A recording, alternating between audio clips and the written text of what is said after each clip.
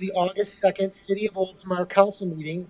It is 7 p.m. and I am calling this meeting to order. Our invocation and our pledge allegiance to the flag will be led by our city attorney, Tom Trask. Please rise.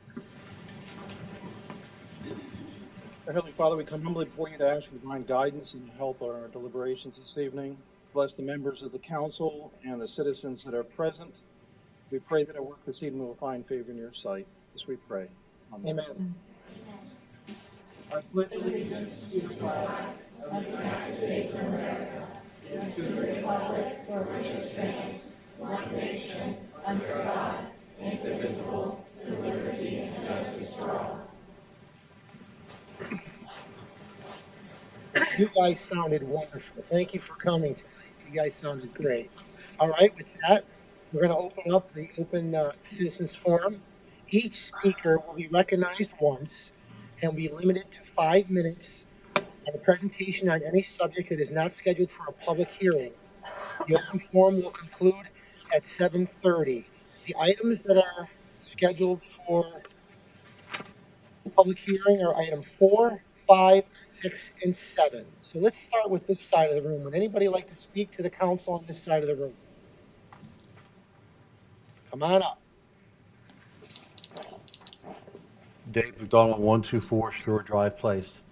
So, besides having illegal meetings outside the county, out of the Sunshine Law, last meeting, you guys just tipped it off of the abusive, overreaching power that you think you have.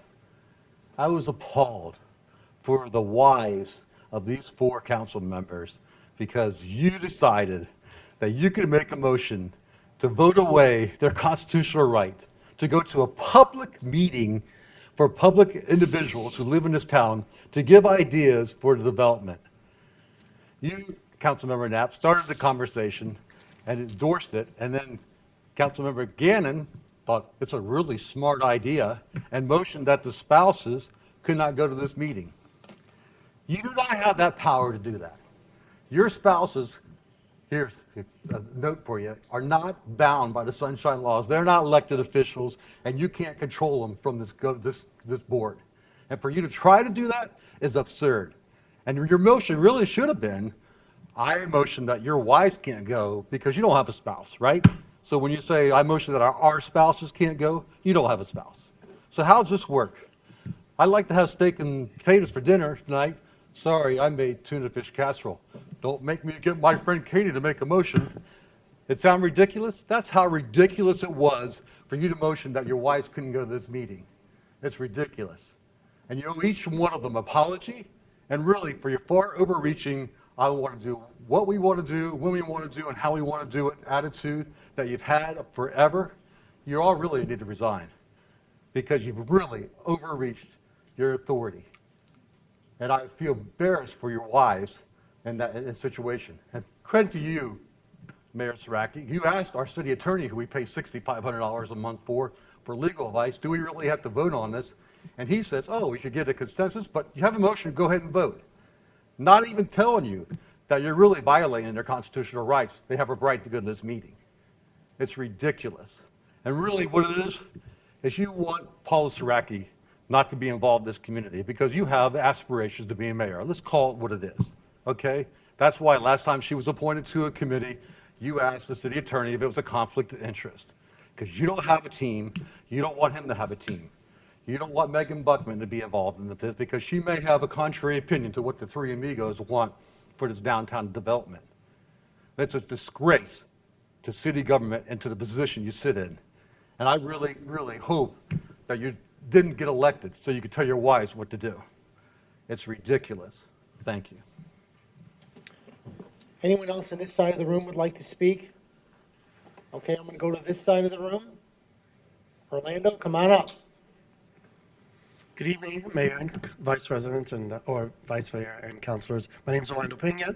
I'm the Artistic Director of Ovation Dance Academy in Tampa and founder of Ovation Dance Repertory Company. It's an honor for us to be here today and perform. We have a performance this weekend at the Cuban Civic Club. At 10 a.m. we have 101 Dalmatians, and at 2 and 6 p.m. we have Matilda, and here is our cast, and they're going to perform one of the numbers for you. And again, thank you very much.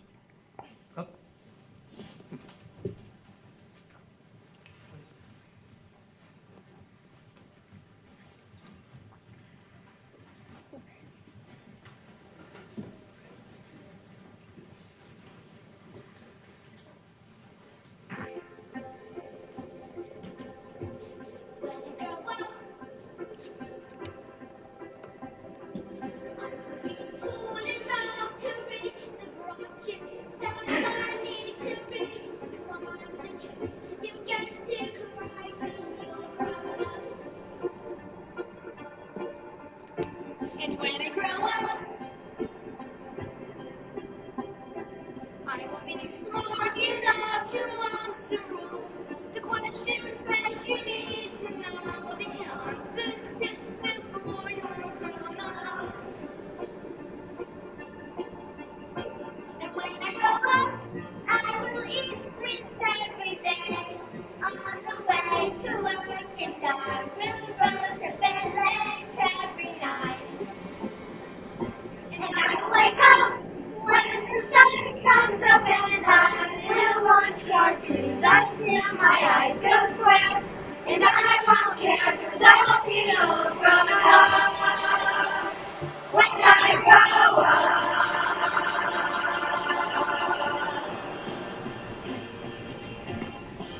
When I grow up, when I grow up, when I grow up, I will be brave enough to carry all the heavy things you have to hold around with you when you're a grown up.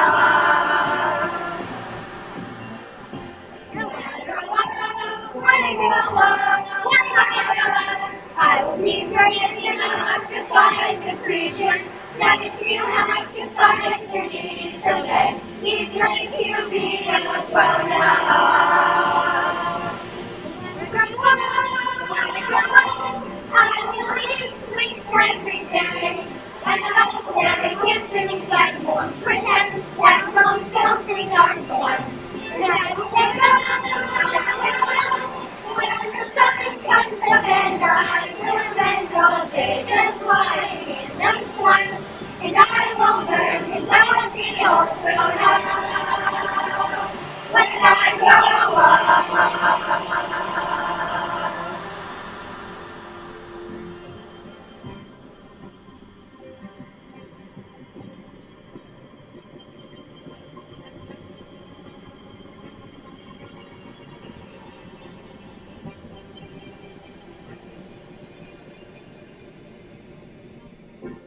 When I grow up,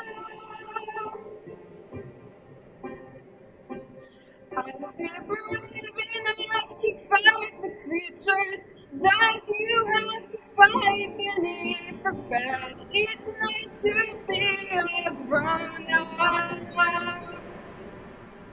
When I grow up, just because you find that life's not fair, it doesn't mean that you just have to grin and bear it.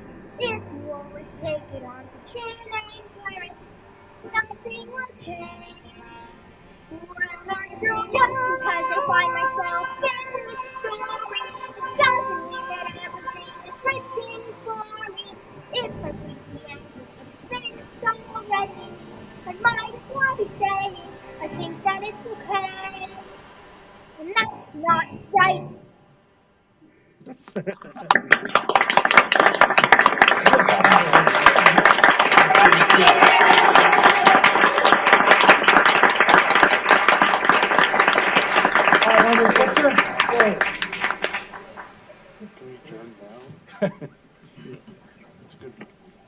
You guys were wonderful. Great job.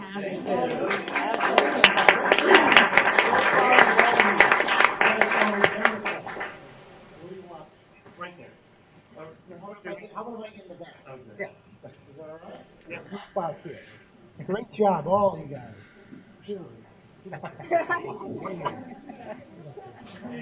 All right, here we go. You're pretty good. This was very good. This is incredible. Say Oldsmar. Yes, great job, everyone. Fantastic. Thank you.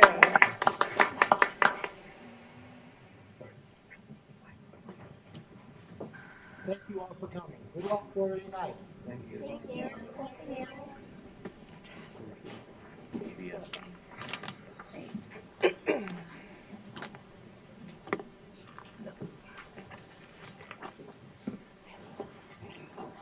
Great, thank you for coming out.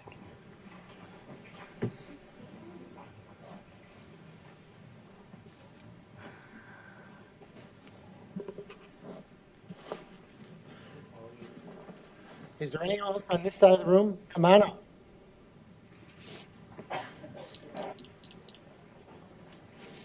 Christopher Settle, 439 Lakeview Drive. I am yielding my time to Pamela Settle. Hi, sorry. I actually have two things to say, so I'm going to take his time. Orlando left, so I didn't get a chance to say this in front of him, but what he failed to mention was that his studio is right on the edge of Oldsmar, and many of those kids that were performing are from Oldsmar.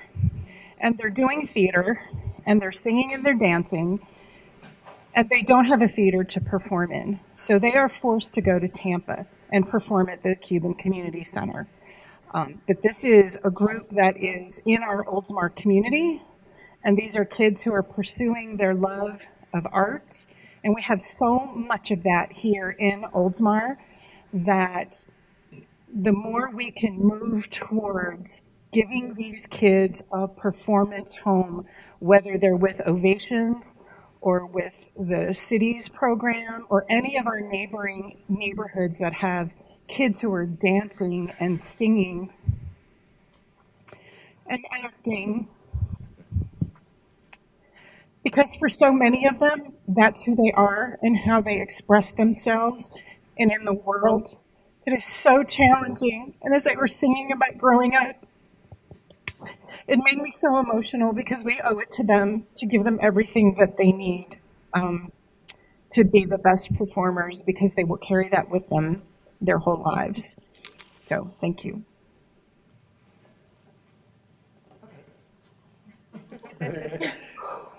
Now, for my 5 minutes, I am Pam Settle, and I live at 439 Lakeview Drive. And now I have blurry eyes. Listen, the kids of our community are my passion. For the past 3 years, I have been consistent coming here in my quest for honest and transparent government. So many times what people want is different from what government workers believe is in their best interest. And I've worked for government, and I've seen this we know better point of view played out many times. The struggle is real for the people. And the citizens of Oldsmar have been speaking up and asking for more engagement. The question is, how sincere are you? How deeply do you value what the citizens really want? How genuine is your effort for outreach? Because it is common to pretend to do outreach and then produce no solutions. So first I want to talk about teens. The city has not come very far when it comes to supporting teens in this area. I know for me it's been over 2 years of raising the issue that we don't have a teen center or ongoing designated teen activities. It would fill a gap. We don't have a Y or a similar program. Our 12 and up kids are bussed out of the city and they come home to nothing.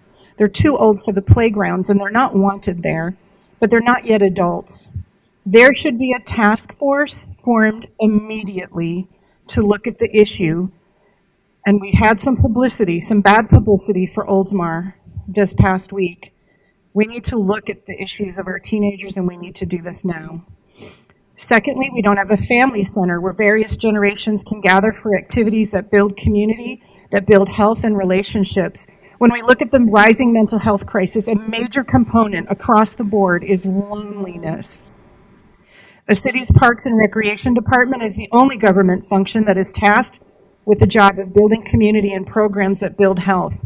We are not doing this well, and we need a task force to address this immediately.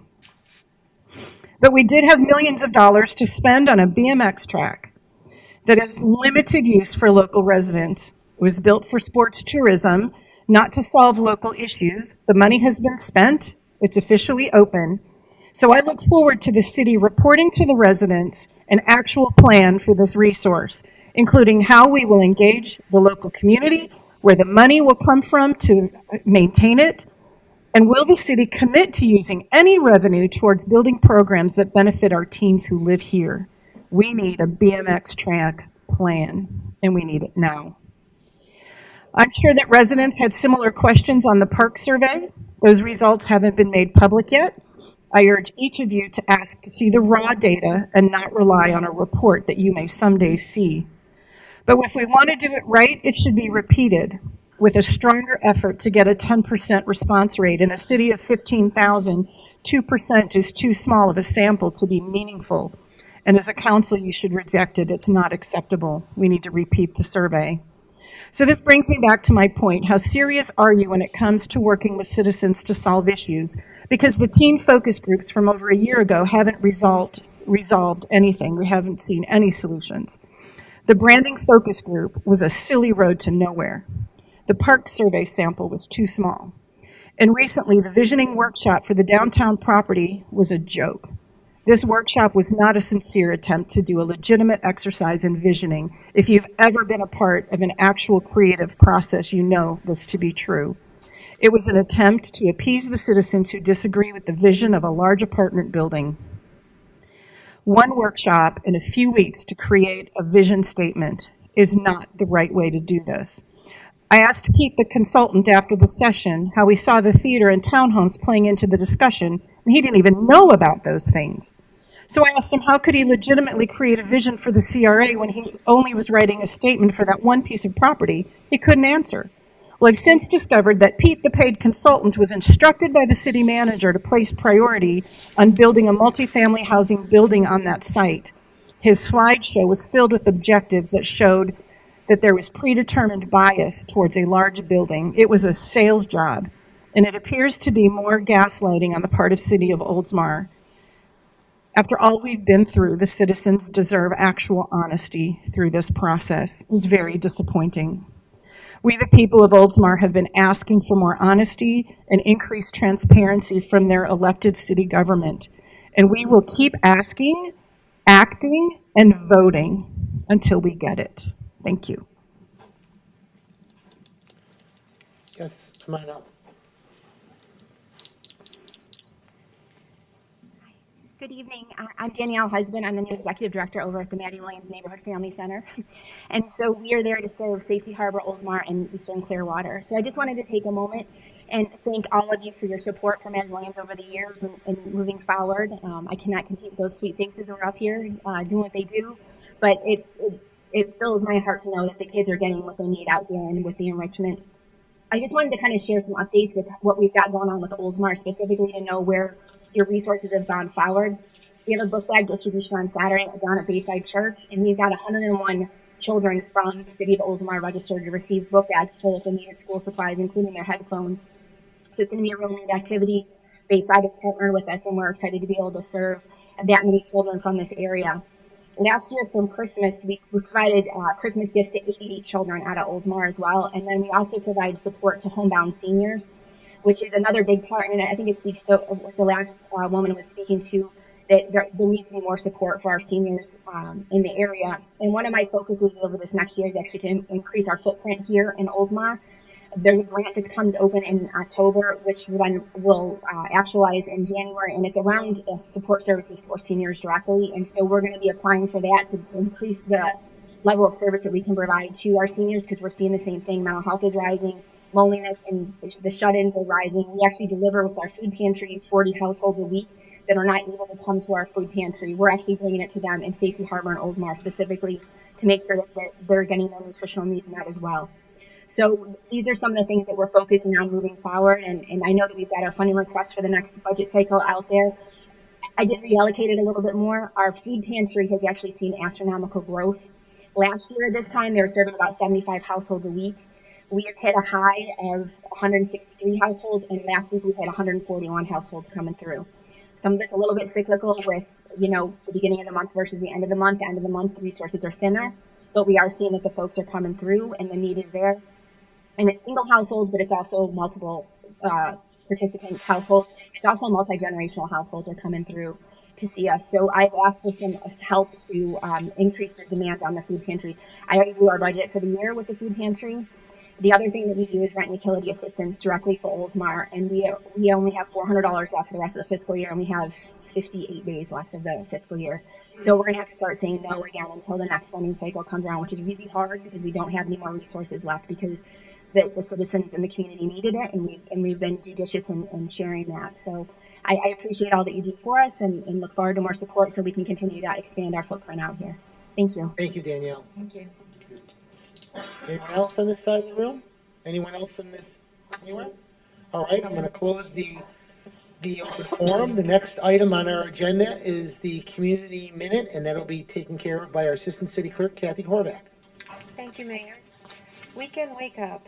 Join Mayor Saraki for the Weekend Wake Up this Friday, August 5th, 10 a.m. on Facebook Live for a live discussion. Viewers can post questions during the show for Mayor Saraki to answer.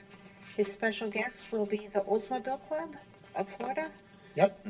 So tune in and learn a few things about them. It's time to check on the VOGs. Join in on the fun at Orioles Park Pier Shelter this Saturday, August 6th from 9 to 11 a.m. You can assist staff pulling the vertical oyster gardens to measure their growth and learn more about them. The Douglas Road Project Public Meeting. The city will host a public meeting in Tico Hall on Tuesday, August 9th at 5:30 p.m. City staff will be on hand to answer questions regarding this project. Thank you. All right, thank you very much. Great job. Next item on our agenda is approval of additional new agenda items. There's only one item, item 2. I'm looking for a motion to approve. So moved. I have a motion. I need a second. Second. Any other discussion? All right, all in favor signify by saying aye. Aye. Any opposed? Motion carries. Okay, next item is awards and recognition. We're going to move that item to August 16th meeting. And then the next item is Community Redevelopment Agency. There's no items up for us to talk about tonight. So the next item on the agenda is the consent docket.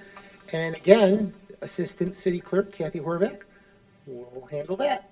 Thank you, Mayor. Item 2, authorize the city manager to advertise 2022-015 ITB, construction of manatee entrapment prevention structure. Okay. Does anybody want to pull that? No? All right. I need a motion. Motion to approve. I have a motion. How about a second? Second. All right, motion and a second. Any other discussion? All right, all in favor signify by saying aye. Aye. All right, none opposed, the motion passes. Next item on the agenda is approve appointment of Stephen Sock as alternative member of the planning board. Is Stephen here? Yes, he is. All right, come on up.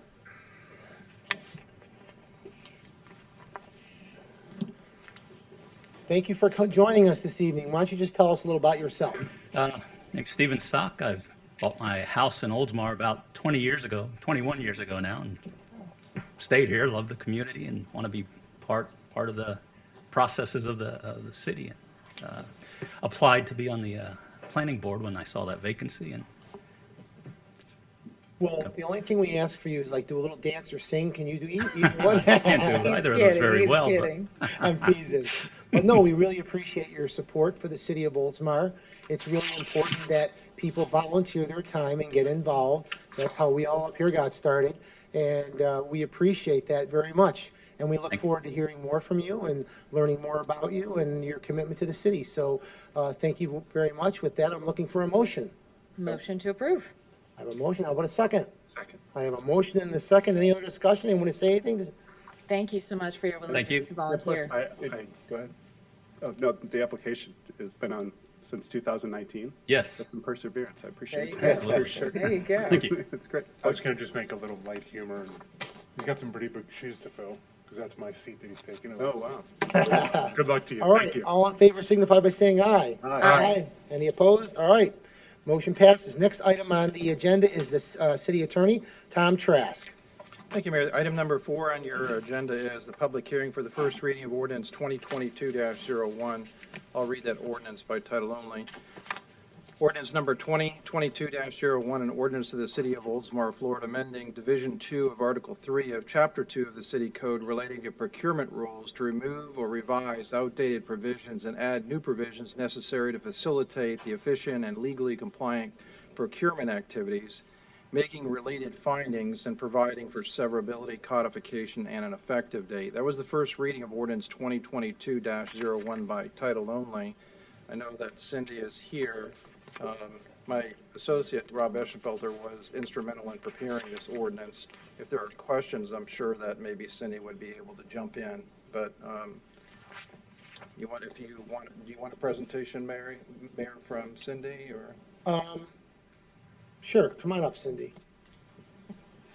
Give us a quick rundown for everyone in the audience. Thank you.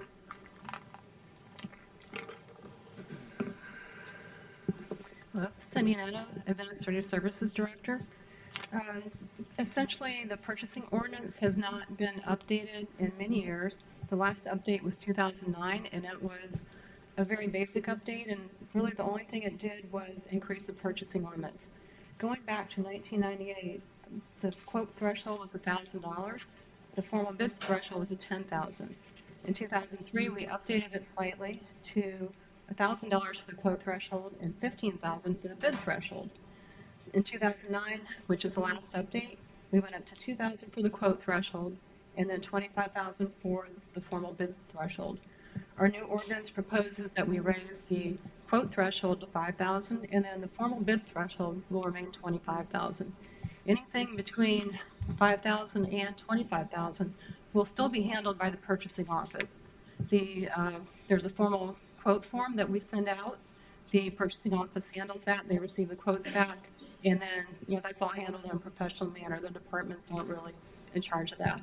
The quotes we receive are typically it can be for fencing, it could be for supplies, it could be for some small, basic services. So with that, the rest of the updates would include codifying things that we are already doing. It's already part of our policies. In some cases, it's included in our current bid document, and we are codifying that information in the ordinance. That way, it makes it solid and makes it law. So if you have any other questions? Any questions for staff?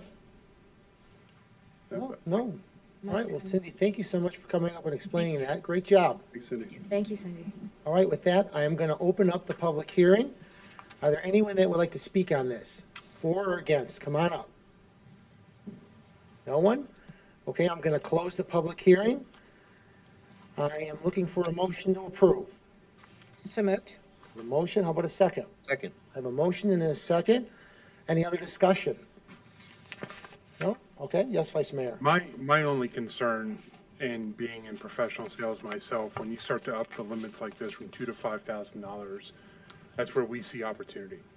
And my fear is this, that we're going from 2,000 to 5,000 on the small budget items, and reps get a good relationship, and then all of a sudden we kind of lose the ability to really bid this out, and are we getting a good value or a good price for our value, right?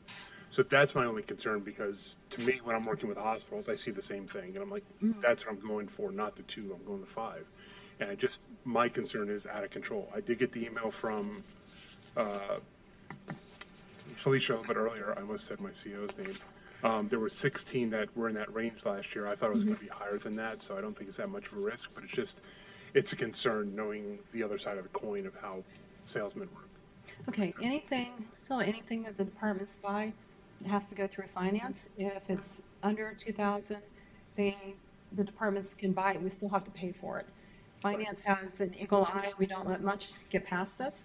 So in addition, a purchase order would have to be issued for anything over 2,000 or anything over the quote threshold. But anything below that, we still look at it and it gets carefully scrutinized. We maintain a list of the vendors, and for most cases, especially the larger items, we know who owns the company.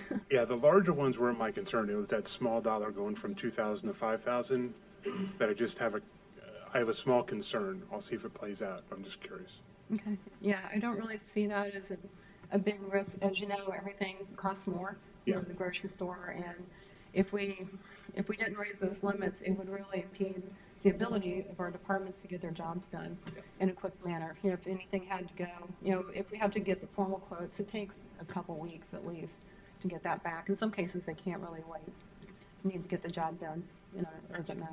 No, I understand the reasoning. My concern is, I don't want to say guys like me, that makes me look like a bad light. I'm an ethical guy, but just want to make sure. Okay, understand. Thank you. Any other discussion? All right, thank you, Cindy, so much. Thank you, Cindy. Kathy, would you please do roll call? Councilmember Graver, Yes. Vice Mayor Buckman, Yes. Councilmember Knapp, Yes. Councilmember Gannon, Yes. Mayor Saraki. Yes. The first reading of ordinance 2022-01 is approved with 5 votes for and 0 against. All right, thank you. Next item on the agenda is item number 5. This is a public hearing for the second reading of ordinance 2022-03. I'll read that ordinance by title only. Ordinance 2022-03, an ordinance of the City of Oldsmar, Florida, amending Section 14.7.5 of the Land Development Code, requiring 3 open houses before entering into development agreements for properties owned by the city and located within the Community Redevelopment Area, CRA, and providing for an effective date of this ordinance. That was a reading of ordinance 2022-03 by title only. It's a second and final reading. The first reading was on July 19th.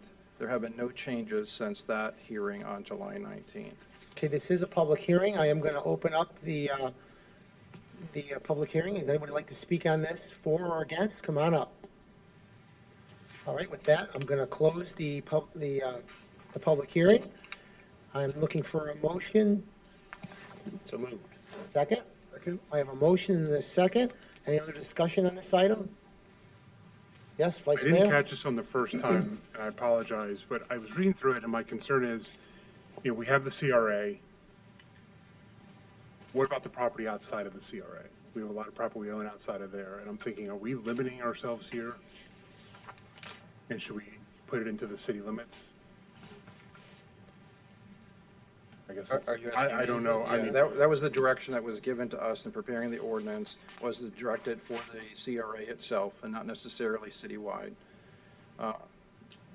I'm just wondering if that's going to limit us, number one, when and if the CRA expires, and two, any other future land that's for development that we currently own. It doesn't limit you to do anything that you want. This is with regard to development agreements. So if at any time you decide that you don't want to hear a development agreement on first reading, and you wanted to have 3 open houses, you still have the ability to do that, whether it's in the CRA or not. You direct that through your city manager.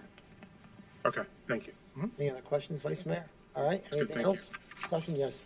Just a comment to kind of go off of that. I mean, nothing prevents us from considering that requirement in the future as well. I mean, this just kind of expands it to a certain area, and if there is a concern about development agreements for other city-owned property within the limits, then it's something we can address in the future. We're not prevented from doing that by enacting this. I understand that. I was looking at, like, why don't we kill 2 birds with one stone and just widen it to the city limits? But this is, I understand. Probably worth a discussion at a follow-up point, maybe. Or if it comes up. Yeah. Right. Yeah, I mean, I don't think we're comes really up. planning to offload anything outside of the CRA at the moment. Nothing's really pending versus acquiring. Right. I think it's important we get this in place now. For sure. I think it definitely is going to help the communication with all the citizens and keeping us informed and keeping the citizens informed. I think this is a great thing. All right, Kathy, would you please do roll call? Councilmember Graber? Yes. Vice Mayor Buckman? Yes. Councilmember Knapp? Yes. Councilmember Gannon? Yes. Mayor Saraki? Yes. The second reading of ordinance 2022-03 is approved with 5 votes for and 0 against. Next on your agenda is item number 6. It's a public hearing for the second reading of ordinance 2022-08. I'm going to read that ordinance by title only. Ordinance 2022-08, an ordinance of the City of Oldsmar, Florida, amending Section 2-1 of the Town Center Development Code of the City of Oldsmar, defining restrictive uses, making related findings, providing for codification, severability, and an effective date. That was the second final reading of ordinance 2022-08 by title only. It was first read on July 19th. And approved. There have been no changes since the first reading. Does staff want to do a presentation? No? Okay, then I'm going to open up the public hearing. Is there anybody that would like to speak on this item? Come on up. All right, I'm going to close the public hearing. I'm looking for a motion. So moved. I have a motion, a second. Second. Any other council discussion on this item? No? All right. All right, roll call. Councilmember Graber? Yes. Vice Mayor Buckman? Yes. Councilmember Knapp? Yes. Councilmember Gannon? Yes. Mayor Saraki? Yes. The second reading of ordinance 2022-08 is approved with 5 votes for and 0 against. Thank you, Mayor. The next item, which was under City Manager, I'm going to go ahead and handle that since it's a public hearing at your request, This is to approve a site plan and consider variance request for a Kawa Coffee Kiosk on Tampa Road next to Tidal Wave Car Wash. This is a quasi-judicial proceeding. So anyone that's going to speak at this particular hearing, I need you to stand up. I'm going to swear you under oath so that you can give testimony. Anyone that's going to talk tonight on this particular item. You swear that the testimony you're about to give is going to be the truth, the whole truth, and nothing but the truth? Okay, thank you. So city staff would make the first presentation, Mayor. Thank you.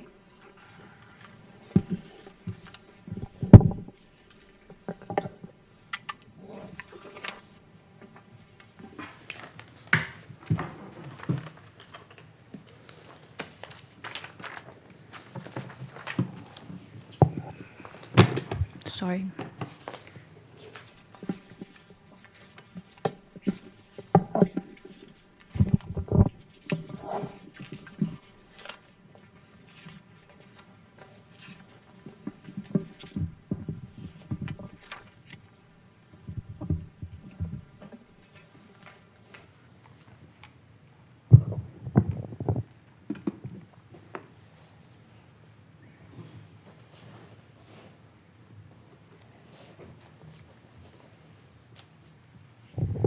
Hello, Tatiana Childress, City of Oldsmar Planning and Redevelopment Director. So this is a Kava Kiosk preliminary site plan, building architecture and variances approval request. The site is located at 3502 Tampa Road. It's adjacent to the Tidal Wave Car Wash and is located within the Tampa Road corridor. The zoning and land use for this property, it's located within the ROR zoning district, and it also has the ROR land use, which stands for residential office retail. It is subject to Tampa Road corridor overlay, and site plan variances and building architecture requires council approval. Per section 3.3.8, the City Council review and action of any site development plan may be referred to the City Council for its review and action at the sole discretion of the city manager. It's been decided in the past that any development within Tampa Road corridor has to be presented to the City Council for approval, in which case any site development plan referred to the City Council shall be noticed according to the provisions section 3.8.8 of the article, and the City Council shall review, evaluate the site development plan with a specific regard to the review procedures set forth in section 3.3.6.3 of this article and the advisory recommendations of the Technical Review Committee. The City Council may approve with conditions and or variances to the Land Development Code or deny the site plan. This is the existing condition. So the site was constructed as an ATM out parcel.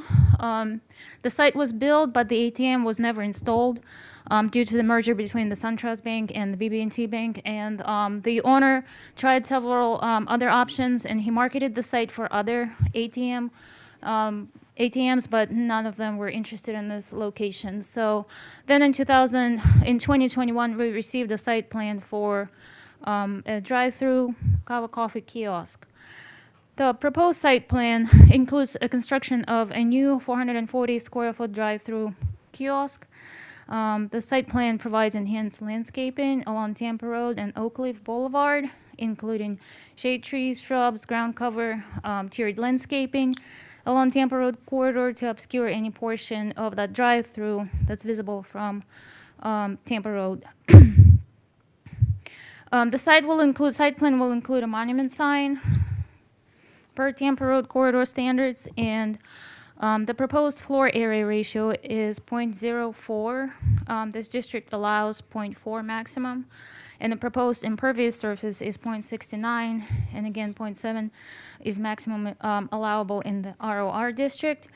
All of this data is consistent with the regulations. This existing cross-access with the tidal wave to your left will remain for fire access. The existing cross-access agreement is in place also for the tidal wave to the south. And also the existing curb cut will remain from Oakleaf. So the following slides will cover site specifications. First, I will start with parking. Per section 7.8.2.9, restaurant uses for which the coffee kiosk would fall under require 10 spaces per 1,000 square foot of leasable area. The applicant proposes a total of 5 parking spaces, and one of them will be accessible parking space. The applicant is also requesting 2 variances, which I'll cover in detail on the following slides. Accessibility and sidewalks. This property has an existing 5-foot sidewalk, which is parallel to Oak Cliff Boulevard, and an existing 6-foot sidewalk that runs along Tampa Road. The proposed plan will maintain the sidewalks along both the Oak Cliff Boulevard and Tampa Road, and additionally, the design includes crosswalks and pedestrian access from Oak Cliff Boulevard to the existing tidal wave for accessibility. On the transportation side, so the projected annual daily traffic provided by the applicant included 396 daily trips, with 37 peak hours. And according to our Land Development Code regulation, this data would not trigger any additional traffic studies. According to our Land Development Code, 51 peak hour trip is the trigger for any traffic management plan, and 301 is the trigger for the traffic, and it's also peak hours for the traffic study. The proposed site does not exceed required daily trips for a traffic management plan or traffic study. Tampa Road Corridor maintains a level of service C and has an average ADT of 53,500 trips. In addition, the peak hour for tidal wave, which is adjacent to it, is different from the peak hour for coffee shops, according to the applicant. The applicant provided site plan that can accommodate a queue line of 5 to 7 vehicles for on-site stacking. The site has direct vehicular access to Oak Cliff Boulevard and secondary access to Pepper Tree Road. The applicant will maintain existing cross access as shown on the previous plan for Pepper Tree Road and Oak Cliff Boulevard to ensure vehicle queuing does not impede access to Tampa Road. An additional 3 cars could be stacked within the parking area here or the drive aisle, and they will be contained on site. So 5 cars is the minimum required for this site. It was determined using the Florida Building Code determination based on this building size, and 2 or 3 vehicles could still fit within the drive aisle. Since the site is located within Tampa Road Corridor, we have to evaluate the building architecture, and these building elevations, were submitted to us. So proposed parapet walls on this graphic and other architectural elements create an appearance of a 2-story facade, although it's just a 1-story building. Proposed building provides cohesive pattern, acceptable earth toned and muted colors. Proposed exterior finishes include materials that are consistent with the district regulations, including stucco, wall, accent brick, and they also somewhat complement the existing tidal wave with the brick accent at the bottom. These are some additional elevations from the north, south, east, and west. The second portion of this is a presentation of the variances. So the applicant originally requested 3 variances. However, they made some site plan adjustments, and they don't need a 3rd variance for the front buffer or front setback. So we only have 2 variances. One is to decrease the landscape buffer along Oak Cliff Boulevard from 15 feet to 10 feet. And justification for this, the site is narrow constrained and within the Tampa Road Corridor. The plan notes that a waiver could be granted to the secondary landscape requirement if a demonstrated hardship exists. And we've granted variances for this reduced buffer on the secondary front in the past. One of the recent one was Wendy's site, so they also requested that variance. The second variance is related to parking stall dimensions. So the applicant is asking to decrease the standard parking stall dimensions from 10 by 20 to 9 by 18, and accessible parking dimensions from 15 by 20 to 12 by 18. Decreased parking stall sizes decrease the overall impervious surface and stormwater runoff, and Within our CRA district, we already have standards of 18 by 9, but everywhere else in the city, we have 9 by 10. And then the city's local higher accessibility standards do not provide meaningful benefit to those with physical or visual disabilities while causing added expense challenge to the development community. The standard by Florida Building Code for a handicap space is 12 by 18 plus a 5-foot accessible aisle. So our code requires 15 plus 5. So staff recommend approval of the conceptual site plan and building architecture as presented, approval of the requested variance to decrease landscape buffer from 15 feet to 10 feet along Oak Cliff Boulevard, and approval of the requested variance to decrease the standard parking stalls dimensions from 10 by 20 to 9 by 18, and accessible parking dimensions from 15 by 20 to 18 to 12 by 18. We would like to submit the staff report into the record and also the concurrency report that goes with it. All right. Thank you. Does she have to give us the report? You already have it in your packet. It is in the Okay. It's the same submittal one. All right, packet. any questions for staff? I do. Yes, Councilmember. Waiver. Thank you. Thanks, Tatiana. The 37 peak trips, the threshold's 51 for traffic management plan. Is that what I'm understanding? Yes. So it'd be 301 to do a traffic study. But is that a we can't until we get to 51? Or is it a we can, if, say, we put a specific condition on the variance approval of we need to see the impact of traffic on Oak Leaf and Tampa Road? Could we still do it, even though it's 37? Is that a Dan question? I will defer to Daniel Simpson, Public Okay. Works Director, We're on not, this we're not going to do question. that right now. No? We're going to do one No. witness at a time.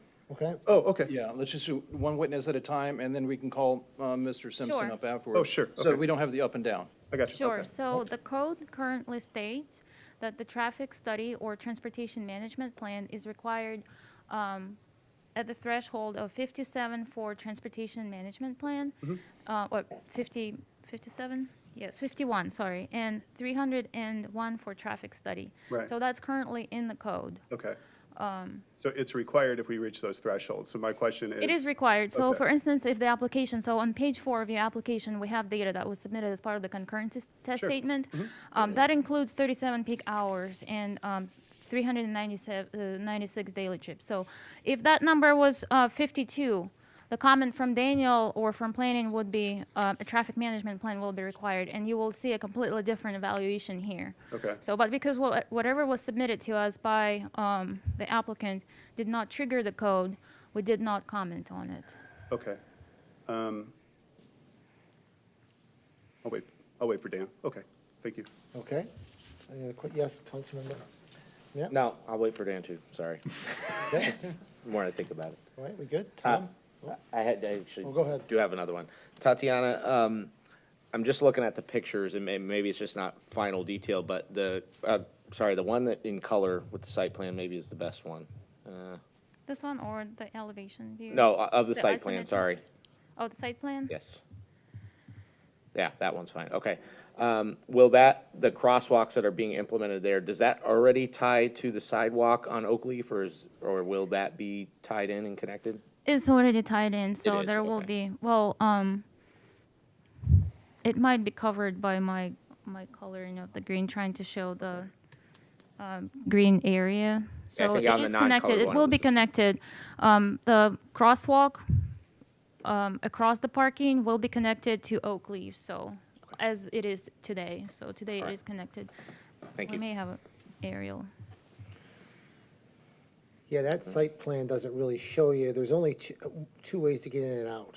Yeah, it's not, It will be connected to the sidewalk, yes. Right. gotcha, thank you. Any other questions? Okay, We can ask the city engineer if need, the design engineer on this. so what we're going to do first now is the applicant has the opportunity to ask cross-examination questions.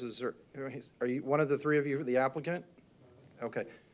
Do you have any questions of Ms. Childers? Not at this time, I think. Okay, thank you. So the city wants to then call Mr. Simpson up to answer additional questions? Thank you. Thank you, Tatiana. Daniel. Councilmember Graber, you want to go first? Sure. And my question is, so I know it's required if we reach the thresholds, right? 51 and 301. Is there a way, is it allowable to do it if they don't reach the thresholds? Required at the thresholds, but if it's less than, because just the nature of that intersection, that there's a concern of mine there. So is there, could we request a traffic management plan if it's at 37? Well, let me give a little background. Well, I should just answer the question. A traffic management plan, we've gone through the requirements. That's typically what we do to be consistent across the board. So I would not require it unless I thought there was a traffic issue that needed to be dealt with. Okay. Okay. Now, what the council can do, that's maybe more of a city attorney question. Sure. So the answer is yes, you can do that. Okay. And forgive me, and I was just like. I understand. It's just yes or no. That was the heart of my question, because Oak Leaf and Tampa, I mean, Dan, you know it well, Mayor, excuse me. I mean, you know it well. Yeah. And so it's getting in and out of there. And so if there was something we could point to, if we did, if my understanding, any condition we'd put on it, we'd want to be very narrow and specific as to what we actually wanted to see. But I think that's something we may want to consider. But yes, that's what I was asking. So thank you. Okay. Vice Mayor, you have any questions? Good, thank you, Mayor. Anyone else? Yes, Councilmember Knapp? Thank you, Mayor. Daniel, as far as the expected trips when, and this is maybe just a more broad question, not necessarily specific to the applicant this time, but when the anticipated trips are provided, does the city do any kind of due diligence as far as confirmation? You know, because if I underestimate, so I can avoid a study, not suggesting that that's what y'all are doing, but just in general. If that happens, is there any kind of trigger that says, that doesn't, doesn't pass the smell test? Well, I've reviewed hundreds of plans over the years, so I kind of have an idea of what's reasonable. If it was 49 or 45, I would look into it deeper, But it seemed consistent with the plans I've seen in the past. All right. I believe Wendy's did not have a traffic management plan required, It's quite a few trips that trigger that. Okay, thank you. Okay. Any other questions? No. All right. Tom? So does the applicant have any questions for Daniel? I don't know about questions. Can we make any kind of statements? Yeah, you're going to get your chance next. Just questions of Mr. Simpson. Okay, thank you. Thanks, Dan. All right. So Mayor, now it's time for the applicant to step up and make a presentation if the applicant wishes to do so. I don't think we have. From up here, sir. Thank you. If you could tell us your name and your relationship to the project. Sure. For the record, my name is Jesse Blackstock with Blackstock Engineering, located at 1646 West Snow Avenue in Hyde Park. My relationship with the project is I am the project manager and the civil engineer of record for the project. I think the biggest things that kind of point out as far as, I don't really have questions or a presentation, but just kind of tack on to what what staff has said so far. The parking variance, the depth of the stalls. I think it's key in this specific use is that those stalls are going to be utilized by employees only. And once they're there, they're there. So you're not going to have people backing in and out of those spaces. And that probably is what led to the 10 by 20 depth on your all spaces that are in excess of ADA federal guidelines. That's one statement I would make. And then as far as the traffic itself, is my understanding, again, I'm coming in late to this project. The applicant is here. But this was previously approved for an ATM. And I would assume, I don't have ITE, by the way, trips are generated by manual. It's about this thick. And you look to it and you figure out what your use is, and it tells you how to calculate those trips based on either square footage, seats in a church, seats at a baseball stadium. Everything you can think of use-wise is in there. And it's based on certain parameters, and you just basically plug that in, and it tells you how many trips you get. There's no magic to it. To Councilman Andrews' comments, I mean, you could finagle that and say, okay, I'm doing a 330 square foot building, not a 440 square foot building. That would affect the trips. That's the only way to really tweak that, because Dan would be looking at what the rate is per use. So again, if it's retail, it's based on square footage, 1,000 per square feet. So going back to what I was saying about the ATM was approved. And so I'm assuming it was probably plus or minus the same amount of trips we're proposing. Granted, the car wash is there as well. I'm not familiar with this intersection, But knowing the car wash and looking at it and hearing some of the concerns, I think, from some of the neighbors that we may hear here shortly, I think the biggest issue is some of the signage and the what we call wayfinding, if you will. You mentioned the healthcare aspect. I mean, I used to design hospitals for a living. Wayfinding is very important, especially in an emergency department, situation. But in a car wash, it's just as important on a Saturday morning when everybody's trying to get their car washed. Looking at the queuing, they have dual lanes that lead up to that point of sale window for a car wash, so they can accept anywhere from 12 to almost 20 cars. But if you don't know how to get to it, and you're trying to find your way around the site, you could potentially cause backups onto Oakleaf and almost ultimately into Tampa Road. I haven't heard any DOT complaints, so I can't imagine we're backing up on Tampa Road that we'd have projects getting shut down that are actively open right now, i.e. the car wash. DOT doesn't like their loads being backed up onto. But going back to what I was saying, when you come into that car wash, I also design car washes for a living. This is the weirdest car wash layout I've ever seen from a site perspective, because once you come in, you've got to make an immediate left turn. If you miss that, then you're allowed to grant to go through and get a free vacuum. And if you're not there to get a vacuum, then you're trying to figure out how to get back to where the point of sale is. So I think there's some signage that needs to be implemented on that car wash to address the potentially the current situation on Oakleaf, if that's happening. The only last thing I would say, as far as traffic from A to B, we're not apples to apples here. Kawa is obviously very busy in the morning. That's their peak time. Nobody's getting a car wash at 8 o'clock in the morning unless it's maybe Saturday. So most car washes are busy during the lunch hour, when everybody's on the lunch hour, or after they're getting off of work at 5 o'clock. Again, the peak time for the for the Kawa would be in the morning. So they're not gonna have the same peaks. So if we're busy, they're not, and if they are, we're not, that kind of thing. So that's something else to consider. I mean, that's what a traffic management plan would probably identify, but just kind of using logical sense and just looking at what this was previously approved for, a bank, ATM, that we could go build today probably, I assume, it would probably be the same amount of trips as the car that we're doing.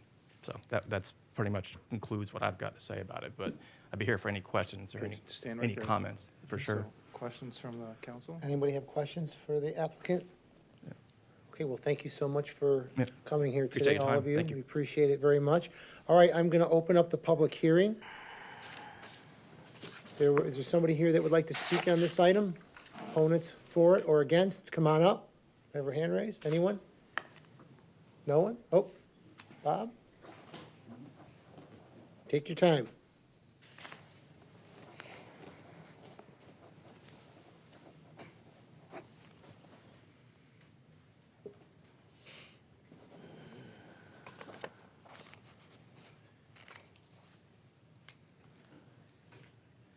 Sorry for the delay. No problem. A little hard to walk these days. Take your time, Bob. Hi, my name is Bob Harvey. I live at 419 Tangerine Drive in Harbor Palm subdivision. I moved into my house December the 22nd, 1980. So for 42 years, I've been going in and out of this subdivision where these gentlemen want to build a coffee shop. For 42 years, it's been okay. There was a bank there, and when the bank was there was not much traffic, some. I used the bank, it was convenient.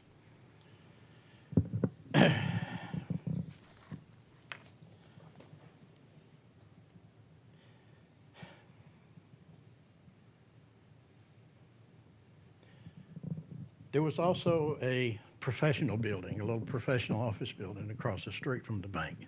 And when we first came out here and looked at this subdivision, and I thought, what in the world is that doing there? Well, bottom line is it's there. I moved in anyway. It's there. I live with it. The bank was there. I live with it. No problem.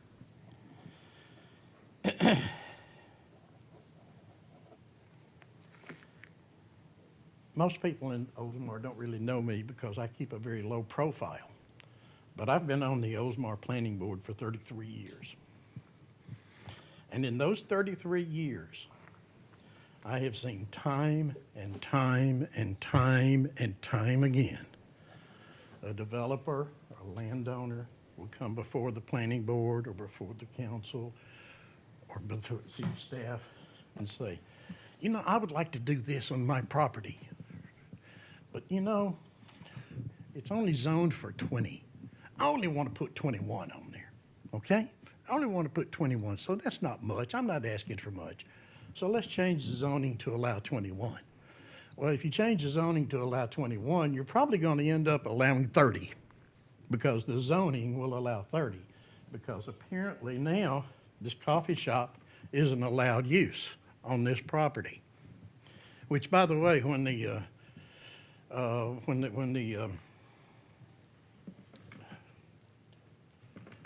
I'm sorry, I'm just really, I'm really adamant about this one. This one has upset me more than a lot of others have.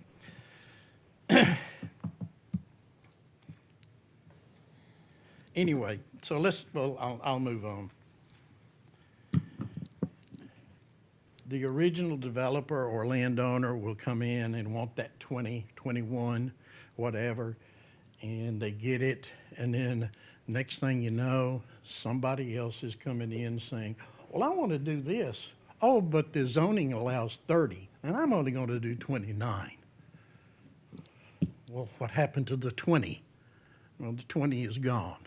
Anyway, Sam, when the car wash went in, I was appalled because I was just shocked to find out that that wasn't allowed use for there. But it is. And the car wash is there, and it's ugly, and I hate it. But there's nothing I can do about it now.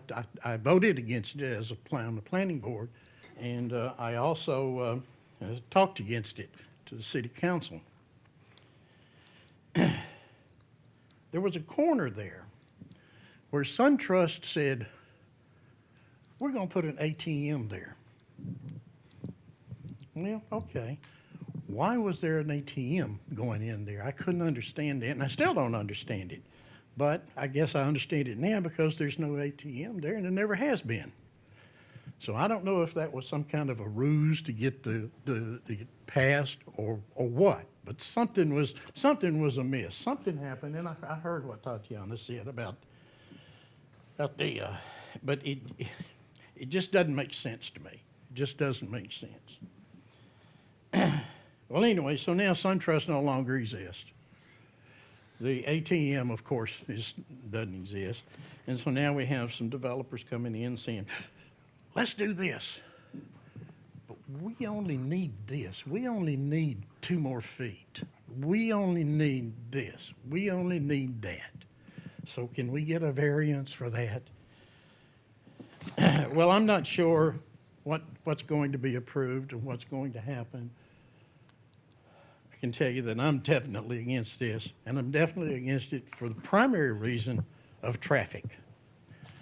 I was opposed to the car wash for 2 reasons. One, I thought it was going to increase drainage into the canal, which was going to back up the water in the drainage pipe that's under my easement in my backyard, and would bubble water up out of the grate that's there. And it has once, only once, but it has once. My second concern was traffic.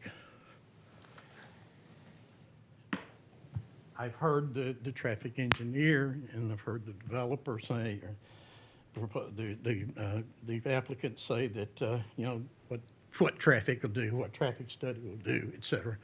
I'm going to tell you what happens in the real world of driving in and out of that subdivision. And in the real world, since that car wash has gone in, I have almost been hit 6 times by people cutting across in front of me. Oh, there's the car wash. Or, oh, I'm going there. Oh, I shouldn't go there. I should go there. Whatever they're thinking. All of a sudden, they're almost hitting me 6 times. Now, over the 42 years that I've lived there, I don't know how many times I had that problem with people coming in and out of the bank because I never kept up with it. But I do know, I'm sure there was some, there had to have been. But 6 times since it's been there, well, now when you start putting in a drive-through kiosk, how many more traffics? How much more traffic's going to be there? People who don't know the traffic pattern, who don't know what they're doing, who don't live there, who don't care, or whatever the situation may be. But anyway, like I said, my biggest concern about this thing is traffic, and I know what's going to happen. It's going to be much worse than it is now. It was fine with the bank. car wash is worse, and this is gonna make it even worse, in my opinion. Thank you. Thank you, Bob. Anyone else that would like to speak for or against this item? Okay, with that, I'm going to close the public hearing. We need to give the city the opportunity to summarize, and then the applicant the right to summarize too, Mayor. Okay. Do you have anything else that you wanted to add? Anything that you wanted to address that was brought up during the presentations?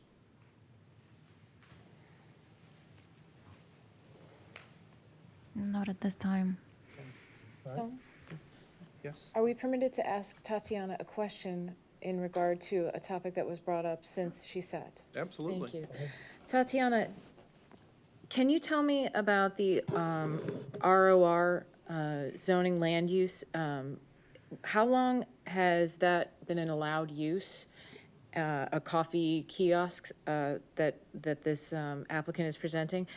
And is there any point in time at which it was not an allowed use? So ROR permits C2 uses. It permits office uses. And restaurants, including drive-through restaurants, are permitted under the C2 category of the ROR. So ROR kind of like combines different zoning districts into one. So residential, office, retail. Can you give me an example of another ROR? I was looking at the color overlay, but can you give me an example of another ROR zoned area along Tampa Road? Sure. For example, was the Wendy's? Wendy's is C2. Is C2, So it's okay. C2 outright. But again, ROR kind of like combines different zoning areas within. It's almost like a mixed use. It's almost like a bucket with all different zoning. So our zoning map, which I can bring here in a minute, I can show you where all of the other ROR is located.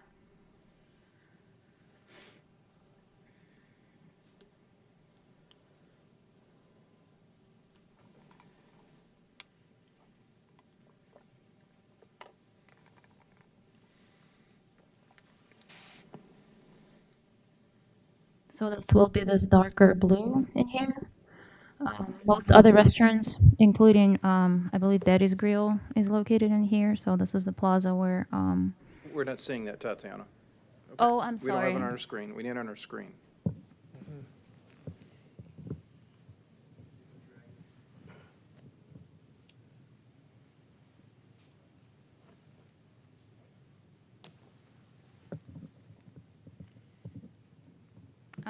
I'm not going to be able to display the zoning map, but I can give you kind of like visual in the corridor. Sure. So it will be Daddy's Grill and some of the restaurants that are within that, located within that plaza. Okay.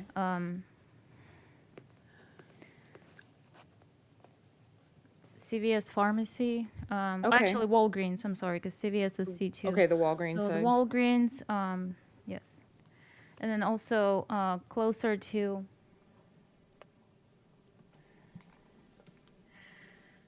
the post office. So you'll have the new office development that was just developed on Burbank, not Burbank, Douglas. Okay. Ding dong.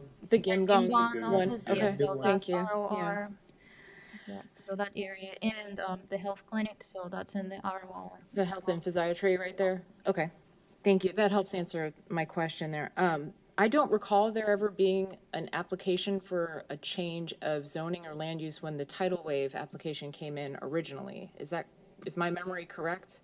I believe so. So again, ROR permits all of the conditional and approved uses of the C2, and C2 permits restaurants Okay. drive-through. So this applicant, the only two variances that are requested are as to the dimensions of the parking stalls for regular parking spots as well as the ADA spot, and for the reduction in setback along Oakleaf from 10 feet to 5 feet.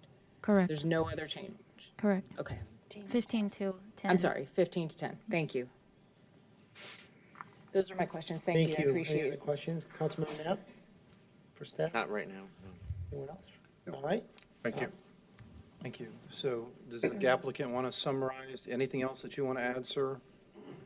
Final thoughts before they close the Again, for the public record, Jesse Blackstock with Blackstock Engineering. The only thing I would point out is I think she was kind of on the right track when asking some of the questions, Commissioner Gannon. I'm sorry, Councilman Gowner. Like she was saying, the ROR has been there for a while, and prior to even the tidal wave being developed. We're not obviously asking for a rezoning to do the project. We are asking obviously for 2 variances with respect to more dimensional criteria than anything, not intensity. And I think a lot of that is driven by the fact that we need enough queuing to not have issues to prevent, furthering issues with Oakley even into the tidal wave with queuing for our development.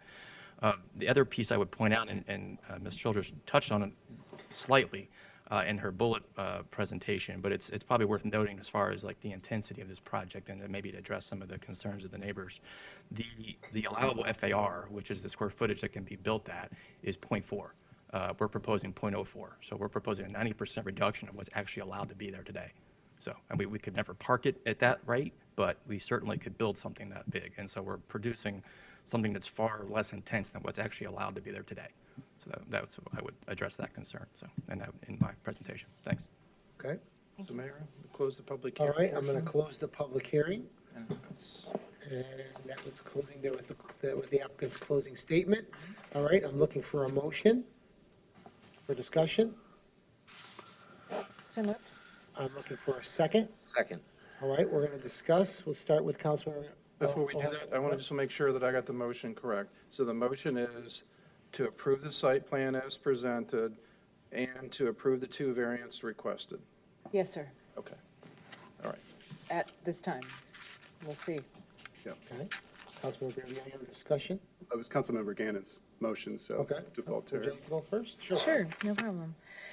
So my 2 concerns with this particular site plan were the variances that are being requested. As we're all aware, this was previously approved as the ATM that was pointed out did not come to be. I am glad that that particular question regarding the parking stall size was addressed by Tatiana, because in the remainder, in the CRA, it is the standard size. It is the 9 by 18, which is the standard sort of design size for parking spaces. I'm not sure the original genesis of why we decided as a city at some point way back when to make those parking spaces extra large, for lack of a better term, but we are trying to change that. It's my understanding that we first did the CRA and that we may soon see a potential ordinance regarding parking spot sizes for the rest of the city. And I do think that's important because I don't particularly want to see a whole lot more pavement. I don't want to, put additional parking spaces when we're trying to encourage multimodality kind of transportation, people walking. I did see that the applicant is proposing that not only can you drive through, there's also a walk-up, there's also a creatively designed bike rack that's shaped like a coffee cup.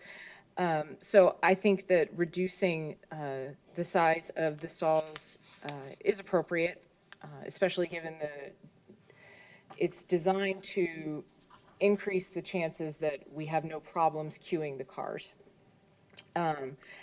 Similarly, with the setback, I think that helps accommodate the wider space for the cars to queue up in the event that they wrap around the building. Reducing that setback from 15 to 10 makes sense to me.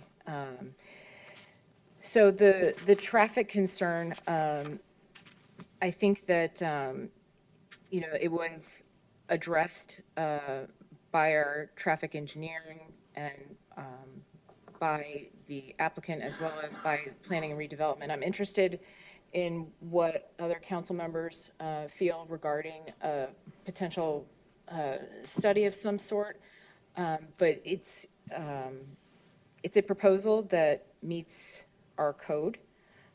It has been previously approved with the exception of these variances. And we don't own the land, so we're kind of working within these parameters. I like the design of the building. I think it meets our most recent kind of iteration of the architectural standards for the glass, block, stone, stucco look. I appreciate that they added the parapet to kind of make it meet the Tampa Road corridor look.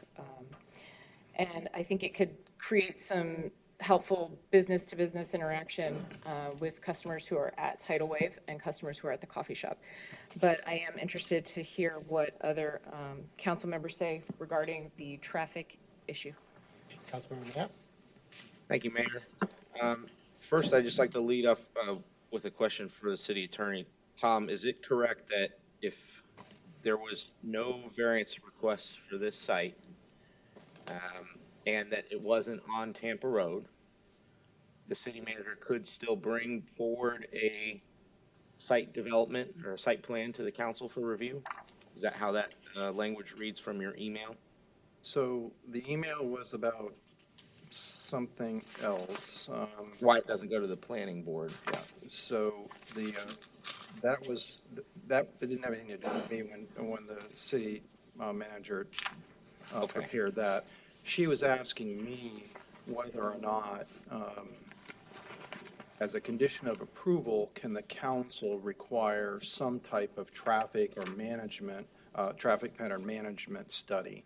And that was what I was commenting on, basically saying, yes, that you as the, reviewing the site plan approval, you can approve it with conditions, and one of those conditions could be that. My suggestion to the city manager was, and you've seen it in the email, is it's not just something you're going to ask for. You want to be specific enough to figure out exactly what you want, so that we're not having the developer provide something that is very, very expensive and is of no help to you in what you're doing. So I had suggested that, well, if you're going to do that, decide what you really want in that, yeah. Okay. So, but as for your question relative to. It's right at that beginning of section 338.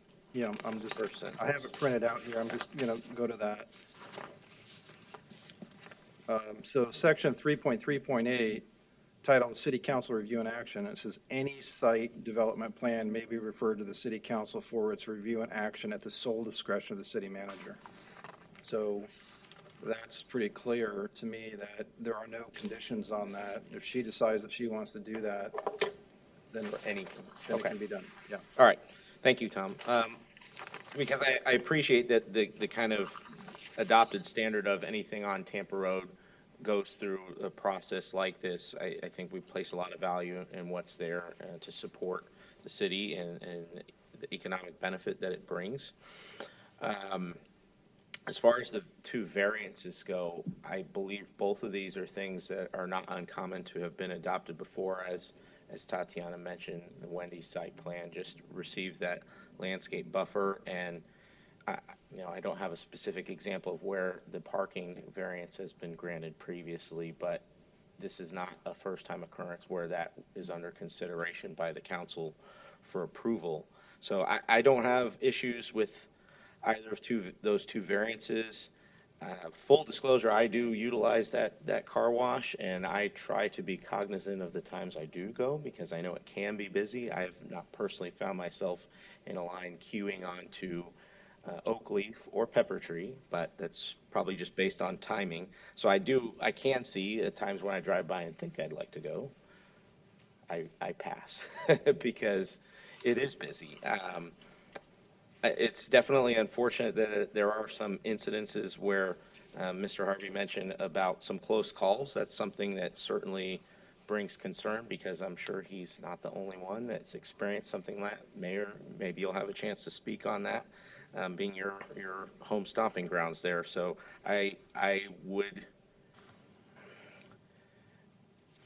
I said, I've not personally had close calls, but every time of day is a little bit different. So I do sympathize with that there are concerns around it, and would be open to further discussion to try to arrive at something specific for consideration as a conditional approval. Okay. Thank you, Mayor. Thank you. Vice Mayor? Thank you, Mayor. As far as the variances go, I'm in line with my other two council members. I didn't see an issue with those. It made sense for the space that the coffee shop was going to go into. My concern is, it's going to be the traffic, and I think we're all kind of leaning in that direction, and what that impact is going to be. And when I look at the study that was done that didn't justify the additional study, my concern is what happens between that 7 a.m. and 9 a.m. time frame when you've got parents leaving for school. You got school buses. You got possible car wash. I think that's going to be the big problem that we're going to see come out of this. I remember one of the first ever council meetings I came to as a citizen, it was about the Pepper Tree speed bumps. So there's been an issue in this area for a while, and I think that additional traffic needs to be better understood. Anything else? All right, Councilmember Graber? Yeah, and I appreciated the comments from, thank you, Mayor, the other council members and the vice mayor. The reason I raised it during the hearing is, and I think Mr. Harvey, you alluded to it, the practical approach, right? Maybe the impact is going to be minimal. I just don't know that, and I'd rather have something like I had mentioned to point to say so. And so that's why my question was, hey, if it doesn't reach the threshold, can we still do it? Because I believe it's worthwhile. And I mean, essentially, it's, as Vice Mayor Buckman said, there's going to be more people on the roads next week, right? Because it's school. And so how is everybody going to get out of there? I know some folks in that neighborhood, they drive down to cut through so they can get the light at Lockheed Martin to get out of the neighborhood because they can't get out because there's not a light at Oakleaf and Tampa Road. And so it's just those sorts of things just going on in my head where I'm just like, okay, the variance is fine, and I'm okay with them. It's the site plan, because there's no entrance from Tampa Road to the coffee kiosk. You have to go into their neighborhood to turn into the coffee shop. And so the tidal wave entrance, I mean, we're still on Pepper Tree, but then you're actually going further into the neighborhood, right? Because you have to get down to Pepper Tree. It's not par, but you have to get down, make the right turn, then go in. And so the use of cones and that sort of stuff, so, okay, well, 5 to 7 cars, fine. The employees are going to use the parking spaces, fine. What if the 15 cars in tidal wave all want a cup of coffee, right? And so that's where I was coming from. Do they have to come back out, go back in, that sort of thing. Just a very practical perspective.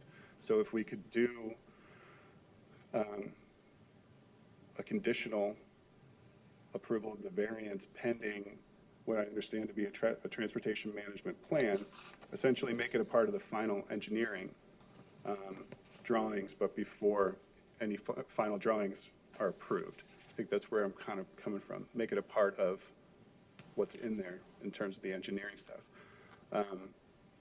But just moving forward right now without having any understanding of that, I didn't see as proper right now. So if I could amend Councilmember Gannon's motion, I'd make a motion to approve the variances with the specific condition that a traffic management plan is made for the impact on Oakleaf and Tampa Road. And if that's specific enough, that might be a Tom question, but I wanted it to be as narrow as that because that's really the two that are going to be impacted the most. Yeah, so the answer to the question, I think it's specific enough. They have to come up with that plan, and it may be, you got to close that entrance during certain times of the day, the entrance on Oakleaf, so that you have all the queuing starting on Pepper Tree, going around to the right and doing the entire circle. But the management plan would help us determine that. Okay. But just so that you know, the condition isn't on the variances. Mm-hmm. The condition is on the site plan approval. Mm-hmm. Right. Okay. Yeah, so. Understood, yeah, it was approved the site plan with the variances, so, okay, I was confused. Approval of the site plan conditioned upon a traffic management plan and approval of the variances per staff recommendation. Okay. You know, something like that. Sure. If that's the direction you're going. Okay, so if I could amend my amended motion? I made the motion. I didn't want to amend it just yet. I was hoping we could hear from the mayor so that we get the full I'd recommend, yeah, okay, well then, I would recommend an amendment when we get to that point. Okay. Okay, thank you. So I have a couple things. I'm, concerned, Bob, what you have to say being a resident for such a long time. But a couple things. When I drive down Tampa Road, the first thing I want to say is when I look at Chick-fil-A and see all those cars every day except on Sunday, that parking lot is completely packed and they're wrapped around that building continuously. So there is a traffic jam pulling into Chick-fil-A every single day of the week, every single day, except Sunday because they're closed. I live on Split Fork Drive, as Councilmember Knapp just mentioned. I go to that car wash lots of times, all the time. I love that car wash. I know everybody that works there. The only time I have physically seen it really crowded, really crowded, was when it first opened up. When the car wash first opened up, it was mayhem. There were cars all over the place. They were backed up. But I have not, in the last 2 months, I have not seen any traffic or backing up of that car wash since then, since it opened. And even at peak times, if it's in the morning, it still isn't that bad. The only thing that I have actually physically witnessed with that car wash is people turning right on Oakleaf Boulevard. They zoom in, and then they zoom right into the car wash, and then they go up that little ramp to get around so they can get into the entrance of the car wash. That is the only, let's say, hazard that I've seen. I have never had someone hit my car close to. I live there, I'm there all the time. But other than that, I really don't have a problem with the coffee shop going into that particular property because I don't feel that the coffee shop is going to bring as much traffic as Chick-fil-A will. It's not even going to be close. That's my opinion, and that's what I have to say. All right, Tom?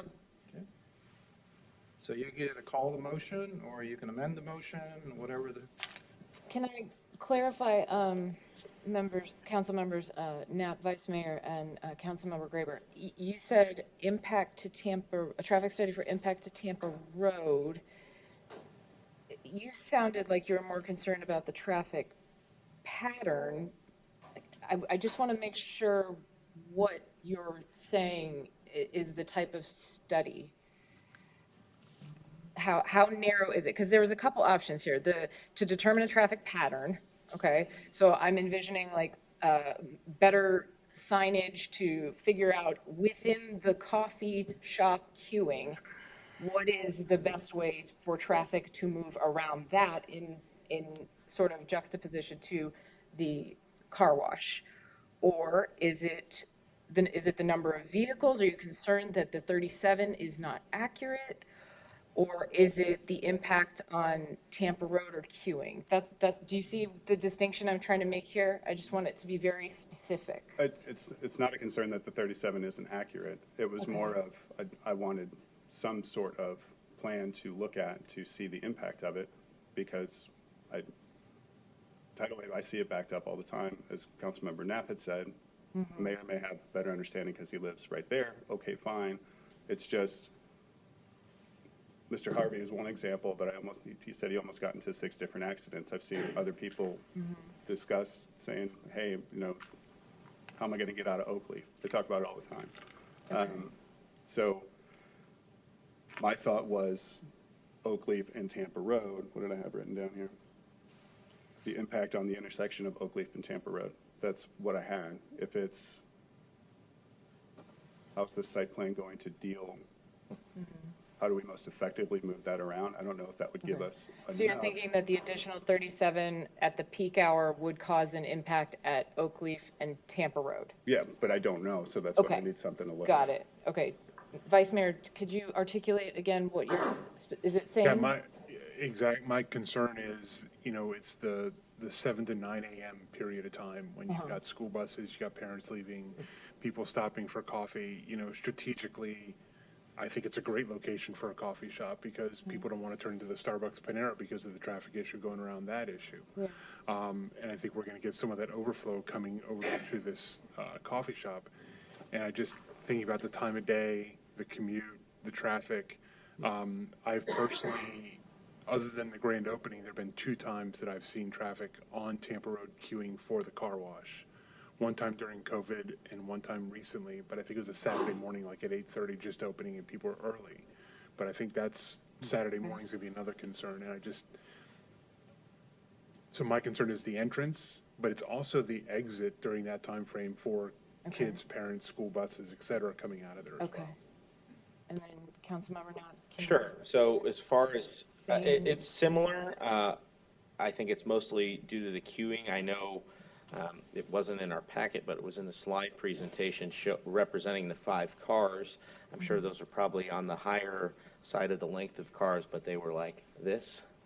So I think we can all agree that that's probably not realistic about how cars queue up. I think if you go to any other popular coffee shop or place that has breakfast in the morning, it's not uncommon to easily see 7 cars in the queue. And getting to that 7 with more realistic spacing, I could see how that would start to potentially present an issue with that entrance on Oakleaf. And that's just, it's not only its potential queuing up or jamming those folks coming into Oakleaf, but then for people trying to leave, if you've got a line and that roadway is on the wider side, so now the person that's trying to go home, working 3rd shift, is going to cut around someone, and this is all hypothetical, of course. And then there's somebody trying to leave the site to make a left on Oakleaf to get out to Tampa Road. So, and that's typically how I exit that site. And again, I can see how it's a little sketchy because it's that little cut in the median, 4-way stop, traffic zooming in off of the highway. So The only thing I notice is when you're leaving that car wash, after your car is done, the cars are coming in off of Oakleaf and pulling in, but they're going right to get into the entrance, or they're going into the vacuuming. But I really don't, I don't really ever see any backup of traffic on Oakleaf from Tampa Road, like there's cars backed up. Maybe once when it was first opened. yeah, and I would agree with that. I've not personally experienced it, but just specifically with this site, I don't think it's necessarily an interaction with the volume of vehicles going to the car wash, but more so about the impacts. Because if I'm the average person and I turn in off of Tampa Road, whether I'm coming from the east or west, what do you think my first reaction is going to be to turn in? The closest driveway, right? That's open. Right. And I believe that if I'm not mistaken, there was something in here about that the applicant did offer to close it at peak times, but there's currently no requirement for that. Right. Okay, so I am of a similar mind as the mayor. I would not condition approval of this site plan on a traffic study with regard to those specific objectives.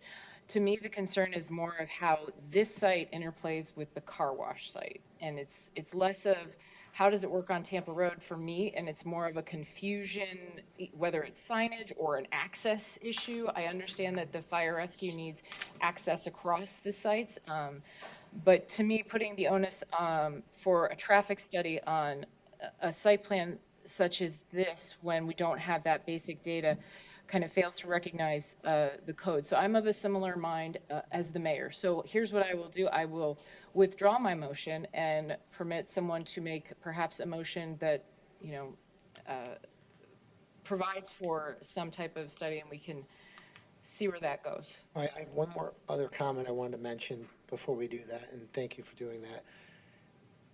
The current position of where the ATM was going to be, the employees use that for parking right now. Yeah. That's all that's there, like 3 cars are parked there.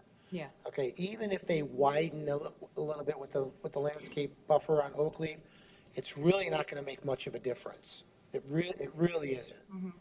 I've already went over there and looked at it today, so it's really not going to make a difference. And the cars, like I said, when they come in, they go to get in line or they go to vacuum their car.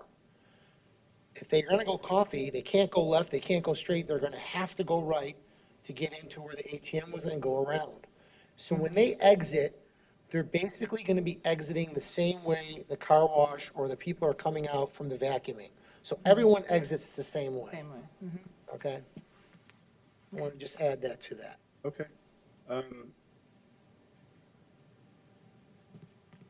If it's the flow of traffic on the site, is that what you had discussed? That's my concern. That's a concern, okay. That's a traffic management plan.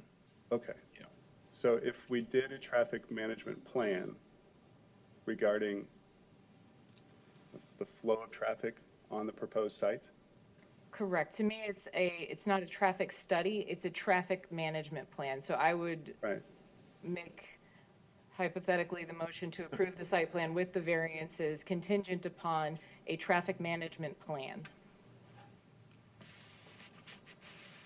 Okay, and so in terms of specificity, we wouldn't have to be more specific than that? I think that that would be sufficient enough. Okay. Would you like make your hypothetical into an actual? I make my hypothetical into an actual motion to approve the site plan with the variances as presented, contingent upon a traffic management plan. I second that motion. All right, other council discussion before we vote? Vice So I'm Mayor? clear, this is just about the traffic on the site plan itself, not how it's going to impact Tampa Road and Not how it will impact Tampa Road. To me, it's the ingress and egress from The car wash. Oak Leaf and Pepper Tree, and the interplay between the Kiowa Coffee proposal and the existing car wash traffic. Okay. I have one question. Anyone else have any other questions before I ask my question? How long does this traffic study take? That's just real quick. I am asking for a traffic management Or plan. it's that So traffic we management- can ask the engineer, I also wanted to suggest, I don't know if I could suggest at this point, to bring that plan, the traffic management plan, back to the council when we do receive that study, with an updated maybe graphics to demonstrate how the traffic is circulated or some additional signage is added. So, but I would like maybe the engineer on record to go over details how the traffic management plan could be implemented on the site. So I wouldn't suggest you open up the public hearing all over again and start it all over again. All right. So my suggestion to you is that what Ms. Childers is saying is why don't you make part of the motion that it comes back to you for final approval if the traffic management plan is acceptable to city staff, TRC, the city engineer, and you as the council. Okay. I make an amended motion to approve the application as presented with the variances as requested, contingent upon a traffic management plan that meets the expectations and approval of our planning and redevelopment, our city engineer, and anybody else, and comes back before council for our approval so we can review and see it. I need a second. I second that motion. Second. Any other discussion? Vice Mayor? Going back, my concern is if we're just looking at egress and ingress, that egress ingress is going to be a direct impact on Tampa Road. I think we're limiting the study too narrow. Vice Mayor, honestly, if I thought there was an issue there, I would actually tell you, but I live right there. I don't see it. The traffic management plan is going to include all traffic coming in and going out of the site. So that should address your issue. The Tampa Vice Mayor. Oak Leaf corner? It's going to address everything coming and going. Okay. And how do you manage that traffic on that particular site? Right, okay. And if it overflows? So that's the management aspect of Okay. it. You know, what do you do? What do you do if What it do you do? overflows? Do you How do you cone it? manage your Do you site? cone it? Do you Yeah. close it? What's the plan? Right, who's coming, who's going, how is it being managed? Okay. I think we got it. All right. All the questions. Kathy, would you look to a roll call, please? Sure. Councilmember Graber? Yes. Vice Mayor Buckman? Yes. Councilmember Knapp? Yes. Councilmember Gannon? Yes. Mayor Sarek? Yes. Okay. I think I'm done, Mayor. We did it. All right, city manager next. Ann Nixon, our city clerk, is our acting city manager, and she is going to take item number 8. Thank you, Mayor. Item number 8, approved contract with the Pinellas County Sheriff's Office in the amount of $1,972,908 for fiscal year 2022-2023 law enforcement services. Each year, the City Council approves an annual contract with the Pinellas County Sheriff's Office to provide the city with police protection, traffic enforcement, community policing services, and school crossing guards. This contract represents an increase of 4.96% over the prior year due to the rising cost of law enforcement services. The level of service remains the same for fiscal year 2022-2023. Appropriations for this contract are included in the fiscal year 2022-2023 proposed annual budget. Staff recommends approval. Okay, I'm looking for a motion to approve the contract with the Pinellas County Sheriff's Office in the amount of $1,972,908 for fiscal year 22 and 23 law enforcement services. Move. Second? Second. I have a motion and a second. Is there any other discussion on this item? Thank you for your All right. service. Yes. Thank you, guys. All in favor signify by saying aye. Aye. Any opposed? Motion carries. Item number 9. Item number 9 is presentation of the Resilient Ready Tampa Bay project recap. Ashley Painter, Sustainability Coordinator, will provide an update on the Resilient Ready Tampa Bay project.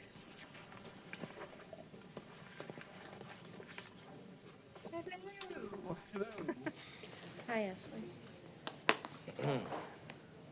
All right. So, as Ann said, I'm Ashley. I'm Sustainability Coordinator.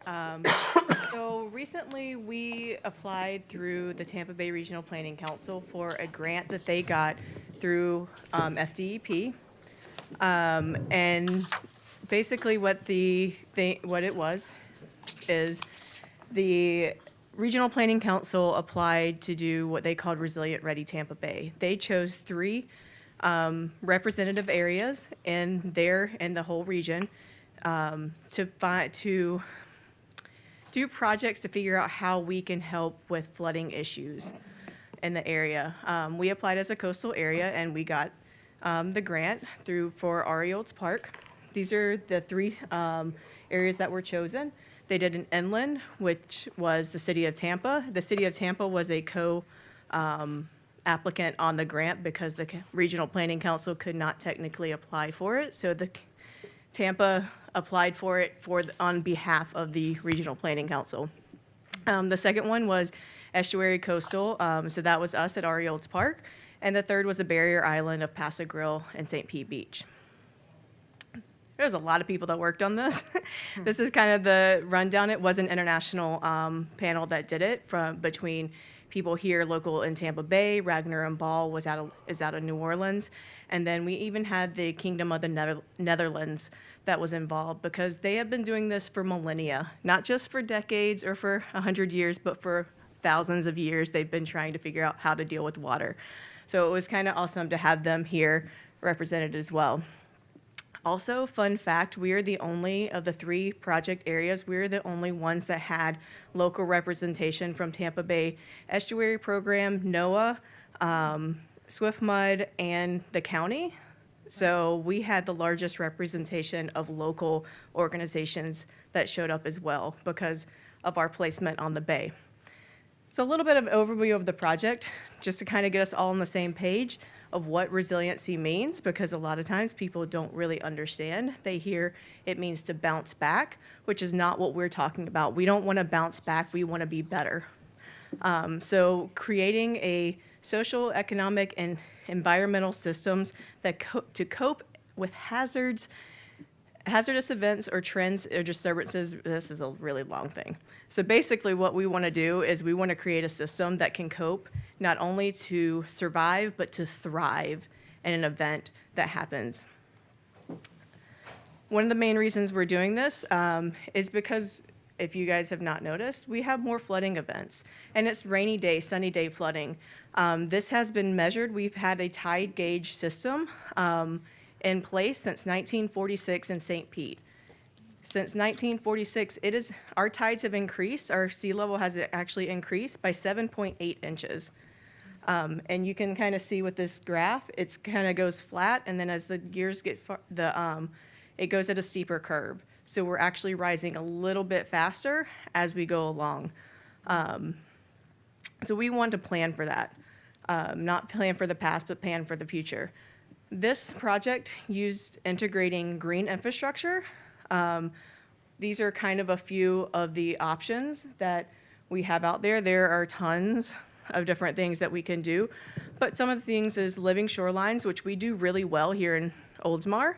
We have very few seawalls and hardened shorelines, so that's a positive for us. Floodable parks, just permeable pavement. I heard Councilmember Gannon talk about she doesn't want to see so much pavement and concrete around, so those are things that we also would like to reduce. When we went through this project, and just kind of for your information, green and gray, green is more natural, gray is hardened. They're not mutually exclusive. We're not saying you only have to do natural or you can only do hardened infrastructure. There's a line in between. And that's kind of where we want to get that balance, because at some points you do need an actual pump to pump water out because it can't happen naturally. We're very flat. So you do need some of these hardened infrastructures. So we're trying to figure out how best to do that. So these took over, our design charrettes took 3 days. It was a very fast process, and it was a lot of stakeholder engagement on every level. We also had community members there as well. As far as staff, we had local organizations. We probably had about 40 people in the room in this. So now, just kind of going over a regional area, this is one of the reasons that we want to do this. The first map is showing our topography. The green area is pretty much flat. I mean, you're looking at maybe up to about 5 feet. When you're moving in, you're going up a little bit higher. We're right there on the edge. You can see we're pretty low in elevation. The next map in the middle, that is showing our more like coastal flooding. So that's going to be your more tidal flooding. The dot right there, kind of in the middle, you guys can see is Oldsmar. We're right there in that red zone of tidal flooding. And then the third one is precipitation flooding. So this has nothing to do with the waves and the tides coming in and out. This is rainfall. It's not a storm. It is just a normal rainfall that we have here and where flooding's happening. We saw earlier with our climate resiliency plan, with our precipitation flooding, it happens more in the northern part of our city above Tampa Road. And people don't really realize that, because you think when you're flooding, you're going to flood by the water. But we flood everywhere. And we'll talk a little bit about why we do that. Oops. So a little bit, this one is a little confusing. So the map on the chart on the right, the blue portion, that is, sorry, my brain just went blank. In the FEMA 100-year floodplain? Yeah, sorry, it's the FEMA floodplain. So that is where basically your 100-year floodplain is. Okay. The purple, that is where the population is in Pinellas County. You can see the largest part of the population is right there in that flood zone. That's not the best part. The one on the left, that's showing the elevation versus the population. You see that very bottom arrow when the line of text? That's where Oldsmar is. Yeah. We're in that like very low elevation with all the population in it, which is not the best, but we want to plan for that. And that's what this whole project is. So we spent 3 days, we did a walking tour so they could see the whole site. From that walking tour, we actually expanded from just Oriolds to the entire downtown area, because our group realized that what floods Oriolds, it's the whole greater storm watershed. It's all that water coming in and how we're going to deal with that. And then we spent 2 days of just kind of the idea, and you'll see this later and not get too like shocked by cost and things. Some of these were put forth of, if you had no pushback, you had by financial, council, whatever, you had no pushback and you could dream of whatever you wanted, what would you do and how could we do it? And some of it is, you'll see some of it is amazing and we're like, yes, we're going to do that right now. Some of it's like, well, that might take a while. But that's kind of where you're getting these like broad ideas and think outside the box. This is just kind of some of the days and how we went around. This will not really dive in too much, something to look at later, but to kind of give you an idea of where these cost values when we get to the end are coming from. One thing I want to take away from this is with the adaptation strategies, they tend to be less expensive than the defending strategies. So that means we want to adapt to where we're at versus trying to keep everything away and out. Also, a good takeaway from this is, of the 3 projects, Oldsmar is the cheapest, so yay us. All right, so our project, Oriolds Park. For you guys that don't know, this is what Oriolds Park looks like. So that was our starting point. And if you wonder why we chose Oriolds, because this is also Oriolds after Tropical Storm Debbie in 2012. That shore drive that you cannot see because there's water. And we want to figure out how to deal with that. So some of the ideas and backstory, I guess you could say, is this little map on the right shows how the water in Tampa Bay moves. And why that's important to us is because it creates, because of the causeways and the things that were put in, little like gyres, so basically little circles of water form, and water can't get out the way it would normally get out if those causeways weren't there. We're at the top. That means when water comes in, it can't get out the normal way, so it stays where we're at. And we're much lower than even Safety Harbor on the other side of the bay. Our average elevation is about 10 feet. Well, actually, it's probably about 7 to 10 feet. Their average elevation is about 15. So even, it takes a lot more water to flood them than it does to flood us. Also with this, we'll see where our Oldsmar area. What we're happening here is you see like the outfalls and stuff like that that are on there.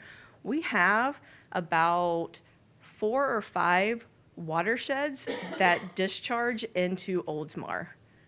So that means all of the water coming out of Brooker Creek goes out at Ariolds. All the water that's coming out of Lake Tarpon comes out right the same place. So we have a lot of water not just coming from the bay, but coming from above us. So we're every direction, everywhere water.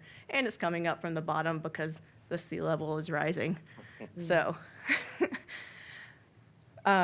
this is our elevation map. You can kind of see right there below Tampa Road, most things under 10 feet. If you wonder what 10 feet is, we're above 10 feet right now. So that's not very high.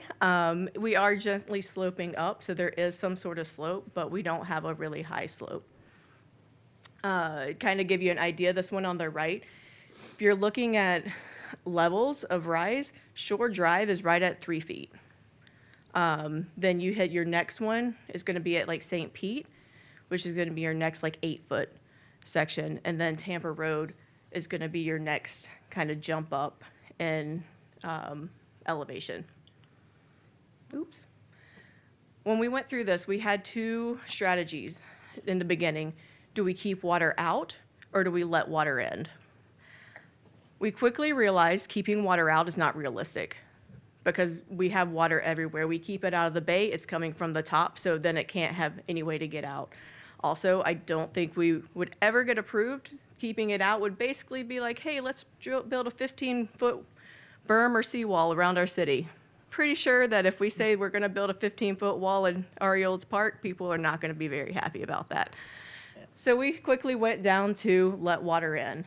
And how do we do that? And how do we do it and still keep the level of services and the lifestyle that we want to have? And this is where we went to. In the, on the water edge, first you grow. You grow that edge of natural barriers. Things, you know, you raise some things to protect. Then you go into the adapt mode. And that's around like Shore up to about St. Pete Drive. That is when new houses come in, they're already having to be raised. If they're gonna, they have to come up to meet the new codes.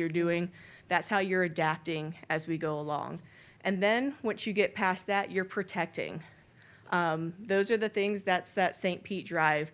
It's gonna be at a higher level, the things behind it, whether we raise that road to be a little bit higher so the houses behind don't get as flooded. Until it does, we build things a little bit stronger, a little bit different. So this is kind of a bird's eye view. I'm just gonna go ahead and say the guy that drew this, he drew this whole map in like an hour. Oh my gosh. And it was like the entire downtown. I was fascinated and just kept watching him. Wow. So this is kind of an overview of this, and we'll go through some of the sections. You'll kind of see down here in the grow zone, we already have mangroves that are there. So that's growing that back out. We started the vertical oyster gardens. Next, maybe we put oyster beds on the bottom. But with this growth, not only are we adding this, but we're also adding recreational services. It creates a kayak trail that people can go through. It creates diving experiences. It creates things that people would still want to come and use those services. It's not just to protect, but it's also to entertain or to recreate or to do other things. Then you go to the adapt zone, and that's what we're talking about with the houses. Part of this also goes into our right-of-ways. Downtown, we have really wide right-of-ways. If you did not know that, it is really, really wide for what we have. So it's reimagining that. How can we use those to store the water versus just trying to get rid of it? Because we can't get rid of it fast enough in a storm. So how do we keep it where we want it to go instead of it going into our houses? So it's reimagining those things. You'll kind of see down like Park and Lafayette where it almost looks like a little river. And that is, instead of having tiny stormwater ditches on the side, we reimagine it. Maybe we split the road and the entire middle is a giant, almost like, it's not a ditch like you would see right there on State Street, that really deep one, but it's something that we landscape. We put it, it's a beautiful place when it's not flooded and it's usable, and when it is flooded, it keeps the water in. So it's still something that you would want to see and not just an ugly little ditch in the middle that, you know. So this is kind of giving those ideas of like creating those waterways and what we store versus what we could store. They did some basic math on this and what we would need to do to just hit like a 10-year storm, which is basically like a tropical storm or a Category 1. And that's a lot of water just from that. You guys were all here, you saw with Etta when it came through, how much water came in that people weren't expecting. But we were, because we mapped it and we modeled it, and it was almost exactly that. So we have those models and we know how much water is coming in. So this is our planning of like, now we know it, what do we do about it? Oops. Part of this, what we're seeing here, this red line, this is Ari Olds Park itself. This red line is creating that barrier because we do want to protect the things that are important. Like, so this is a 5-foot line. You're basically keeping the water, and for this, it's not going to just be a giant hump of like 10 feet. Part of it is already raised to that level, and it's going to be a sloping, it's going to be natural looking. It's not going to be like a crazy dune or something. But it's the reason that it's so wiggly is because you want to protect where you can. So it comes up to protect the amphitheater, and it goes back because we don't necessarily need the playground not to flood. It could flood, but we don't want, you know, certain structures we want to protect, and others it's okay. And this is just kind of a side view of what we reimagined. Even with this, it's even reimagining the pier. We created that mangrove line, but we don't want people not to be able to see out in the bay, so the pier maybe extends and you go out farther past the mangrove line. So you're still getting that protection, but you still get your usefulness of the site. And this is the part that's it's funny. These are our general idea. This is not set in stone. A lot of depends on what you do. Like I said, a lot of the natural things are cheaper than the hardened, but there are some hardened things we would have to do. The park adaptations, that is adding in those mangroves, the pier things, the oyster reefs, doing all of that thing, about $5.5 million, which realistically, that's actually pretty cheap. I know it doesn't sound cheap, but it is. Living shoreline, that is just increasing the shoreline that we already have and making it more useful for the purposes that we need it. And street adaptations, this one, 1.1 million per block. And I know that seems like a lot, but basically what we would do, what they're imagining with the street adaptations is redesigning the entire street. So it would be redoing the entire street, the stormwater system, and everything. So it's not just, you know, repaving or planting some trees. It's like a complete like overhaul. And that's something you would do over time. It's not like one and done, we're gonna do the whole downtown. So that's kind of a, let's see how that goes. And that's just the park. So on that, that's kind of where we got with this. The whole plan is on, can be seen at the tbrpc.org Resilient Ready. It does show more detail and more drawings of that, and also the other, if you're interested in seeing what they designed for the other areas, it's also there as well. But yeah, any questions, comments? Thank you, Ashley. Any questions? I actually really enjoyed going to that. Yeah. You were on a panel. It was. Yeah, really quick. Ashley, some of the things, I know we've already kind of adopted some of these things. We're integrating some of these things as we plan for the future. Like I know when we did the rain garden over at Mobley Bayou, you know, kind of making it not just a little retention pond. It's a beautiful, you know, kind of depressed area where there's rocks and there's grasses, and it's actually really beautiful. Have you been able to identify other areas where we can do those things, those less sticker shock things, so that we can take what was obviously a lot of hard work and implement it over time, even if we can't do, you know, giant things, you know, immediately? There are quite a few. I mean, even just within our parks, creating some of these spaces and rethinking how the stormwater flows, because we do know mostly where places are going to flood, because they're going to flood the same place every time. So we have looked at, even through this process, I know this was a lot at one time, but when we were going through and really getting into it, we chose smaller projects, and how can we break this out to do this one for like $100,000 versus $5 million, or how can we do that? As far as the parks, like I said, we could do parks. We've also looked at just, part of it is some of our stormwater ditches, instead of it just being grass, what can we plant that would actually help absorb that water and retain it better? And those are easy wins, fairly inexpensive. Especially if we're doing something there already anyway. Yeah. So I see what you're saying. it's definitely in the thoughts. I know right now there is one of the big things with this project and the way that they wrote the report is they wrote it in such a way that the communities can get funding based on how it was presented. Interesting. So that was kind of one of their goals, is so that how do we get FEMA funding? How do we present this so that we can be funded? We don't just want ideas, we want actionable projects. Right.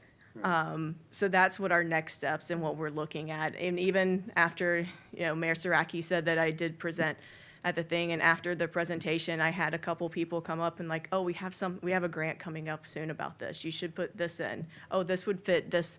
So we do have in the works, it's very big right now, resiliency and how we deal with water and stormwater. Also, positive and negative for us is that we're on Old Tampa Bay, and it's not the best for water quality. Right. It's not necessarily our fault. It's the way that it's partially the causeways. It's a lot of things interacting with that. But because it isn't, we're a high priority on a lot of people's lists. And we're at the top of the bay, and we want to do things. So there's a lot of smaller things we're looking at to get the big picture overall. This is like not a 5-year plan. This is like, No. you know, this is a 10, 15, 20-year, eventually let's get to here. But for now, let's see how we can get there. Yeah. Thank you, Ashley. You're welcome. Councilmember, yeah. No questions. Thanks, Ashley. I appreciate it. So, to go on the other side of the coin, you know, with the years and years of the silt buildup in the Upper Tampa Bay area, has there been any discussion with like the Army Corps of Engineers of dredging projects that could alleviate some of this stress? It has been talked about. We recently had a Basis 7, which is the Bay Area Scientific Information Symposium or something like that. So in that was a few months ago, and one of the big questions in that symposium is what do we do with Tampa Bay and how do we Old Tampa Bay and how do we work it? One of, we had a specific work session on ideas that we could put forth, like what are your problems and how do you perceive that you could help it or fix it? And the Lake Tarpon Outfall Canal has been big on this area's list of things for a while because it's not natural and it's nothing that we can do. We have no control over it. So it has become on their list of like, do we start dredging it? How do we talk to the Army Corps? How can we change that up? They are looking at, they've put out funding and they're trying to work with DOT to put cuts in the causeways to help circulation and move that water and that silt out. Right. So that is, it's been a huge discussion. Okay, thank you. Yeah. Nothing? Nothing for me. No, great job. Thank you. So the last thing of that presentation was Ashley and I were involved in the funding. I did a quick speech about getting funding, and then it seemed like everyone chimed in and said, yes, we can get funding, like she mentioned, grants, stuff like that to help our city. So thank you for a wonderful presentation and presenting this to us. We are very grateful to have you, and thank you for all your hard work. Thank you. Thanks, Ashley. Thanks, Ashley. Great job. All right, next item on the agenda is item number 10. Item number 10, approve agreement with Tampa Electric Company, TECO, to provide 2 chargers at the Oldsmar Library. TECO offers an electric drive smart program. This program includes installing more than 200 plug-in electric vehicle EV chargers at qualifying locations and contributing up to $5,000 toward equipment and installation costs for each charge group. Participating businesses will be responsible for the electronic service consumption to each location at standard Tampa Electric rates. Tampa Electric will own and maintain the chargers. In exchange, the city agrees to provide access to charging data that will directly support long-term electrical infrastructure planning and reliability. The Electric Drive Smart program will provide 2 chargers at the library, and staff recommends approval. All right, I'm looking for a motion to approve agreement with Tampa Bay Electric Company to provide 2 chargers at the Oldsmar Library. So move. Got a second? Second. All right, we got a motion and a second. Any other discussion? Win-win. Yeah. Councilman man. Knapp, anything? Nothing? Come on, Mr. Electric. I'm ready. Got my adapter ready. All right, all in favor signify by saying aye. Aye. Any opposed? Motion passes. Next item. 11. Item 11, approve revision to the list of potential projects and proceeds of the 4th penny for Pinellas. On January 5th, 2021, City Council approved a revised list of projects to be potentially funded from the proceeds of the 4th Pinellas County Local Infrastructure Sales Surtax, better known as the Penny for Pinellas. The 4th current penny runs from 2020 to 2030 and is intended to fund long-term capital infrastructure projects that support our local community. Since Council's revised conceptual commitment for the 4th penny funds back in 2021, circumstances have changed, priorities have been updated, and in a few cases, we've received grant funding for major capital projects along with a large gap between the grant-funded portion and the total project cost. There's a constant need for us to identify flexible sources of income to be used in support of completing these projects, which are crucial to our economic viability. Staff is currently recommending a revision to the 4th penny list attached so that Council can see how we feel we can successfully meet those needs over the course of the next decade. The request is simply to ask Council to reprioritize the use of our 4th penny for Pinellas funds, which will provide the city much greater flexibility in achieving Council priorities that have emerged since the timing of the previous conversation about use of the money. Under the Leisure Services section, the project titled Blackhawks Theater Build-Out has been changed to Community Theater to better reflect the plans for the development of the city-owned property adjacent to the library. Furthermore, the Mobile Bayou Wilderness Preserve has been added to provide funding for improvements in this area, including parking and recreational space upgrades. Additionally, under the infrastructure section, 2 projects have been added to the list. The first is Phase 3 of the Harbor Palms Infrastructure Improvements Projects, which will focus on the street and sidewalk costs associated with the final phase of this project. The first 2 phases were funded by a non-ad valorem revenue note with Synovus Bank. The second project is street and sidewalk improvements, which will serve as preventive maintenance for transportation infrastructure. Historically, revenue proceeds from the local option gas tax have been used to fund this ongoing project. However, the revenue received the past few years from local option gas tax has not been enough to cover the annual cost of the citywide project. Therefore, penny funds will be used to supplement the revenue shortfall. Finally, with a new focus on climate resiliency, the economic development section has been revised accordingly to provide funding necessary to complete vital projects identified through the Resilient Ready study. Project funding amounts have also been updated to allocate additional penny funds to infrastructure improvements. While this list of projects is not legally binding or guaranteed to be funded by penny funds, the dollar amounts are estimates by Pinellas County and are traditionally optimistic. It presents our council's project priorities for whatever funds the city does receive. Staff recommends approval. I'm looking for a motion to approve revised list of potential capital projects to be funded from the fourth penny of Pinellas. So moved. Second? Second. I have a motion and a second. Discussion? I mean, we can always hope for grant funding, we can hope for state funding, federal funding to hope, move certain projects around. But I think it is important to allocate to the council's priorities that we've already identified. Where we can, obviously, the bulk of it, 70%, is for our infrastructure projects for which we'd rather not take on debt.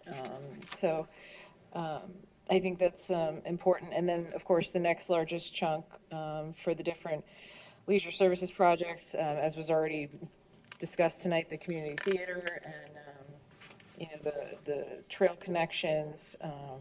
And I think it's smart to add the climate resiliency study, kind of action items that we could do.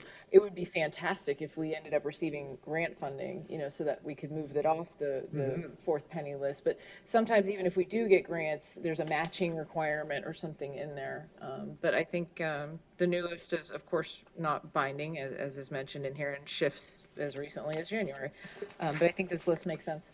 Councilmember Knapp, anything?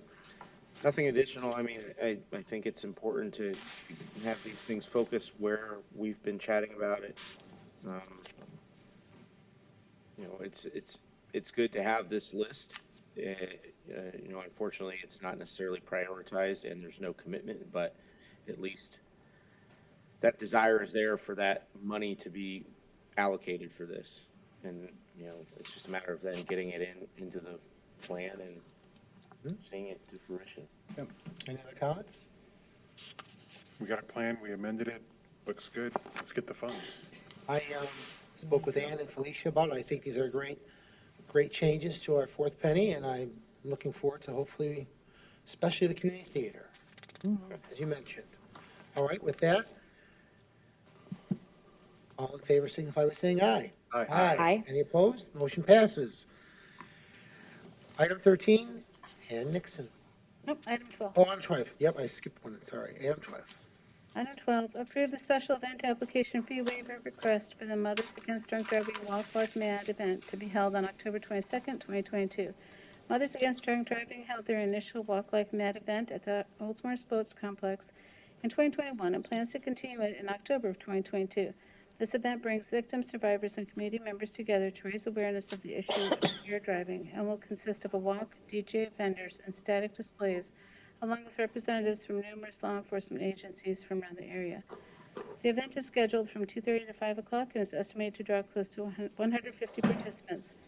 In accordance with the City of Oldsmar Special Event Guide, Mothers Against Drunk Driving is requesting a fee waiver associated with this event in the amount of $350. A copy of the application is attached for review. Staff recommends approval. Looking for a motion to approve? So moved. A second? Second. I got a motion and a second. Any other discussion on this? We're breaking the bank. All in favor signify by saying aye. Aye. Any opposed? Motion passes. All right, item 13. Item 15, discuss City Council budget item for aid to government and private agencies for fiscal year 2022-2023. For well over a decade, City Council has recognized the role of private agencies by providing aid in their annual budget. Usually, City Council discusses the budget item in their August work session. As the requested amount has increased significantly over the years, the City Clerk is asking City Council to provide direction as a council agenda item. City Council will also have an opportunity to further discuss the request at their August 3rd work session. The amounts and organizations in the proposed budget reflect the same amounts and organizations in the fiscal year 2021-2022 budget. The following table shows the comparison of those amounts prepared to the requested amounts.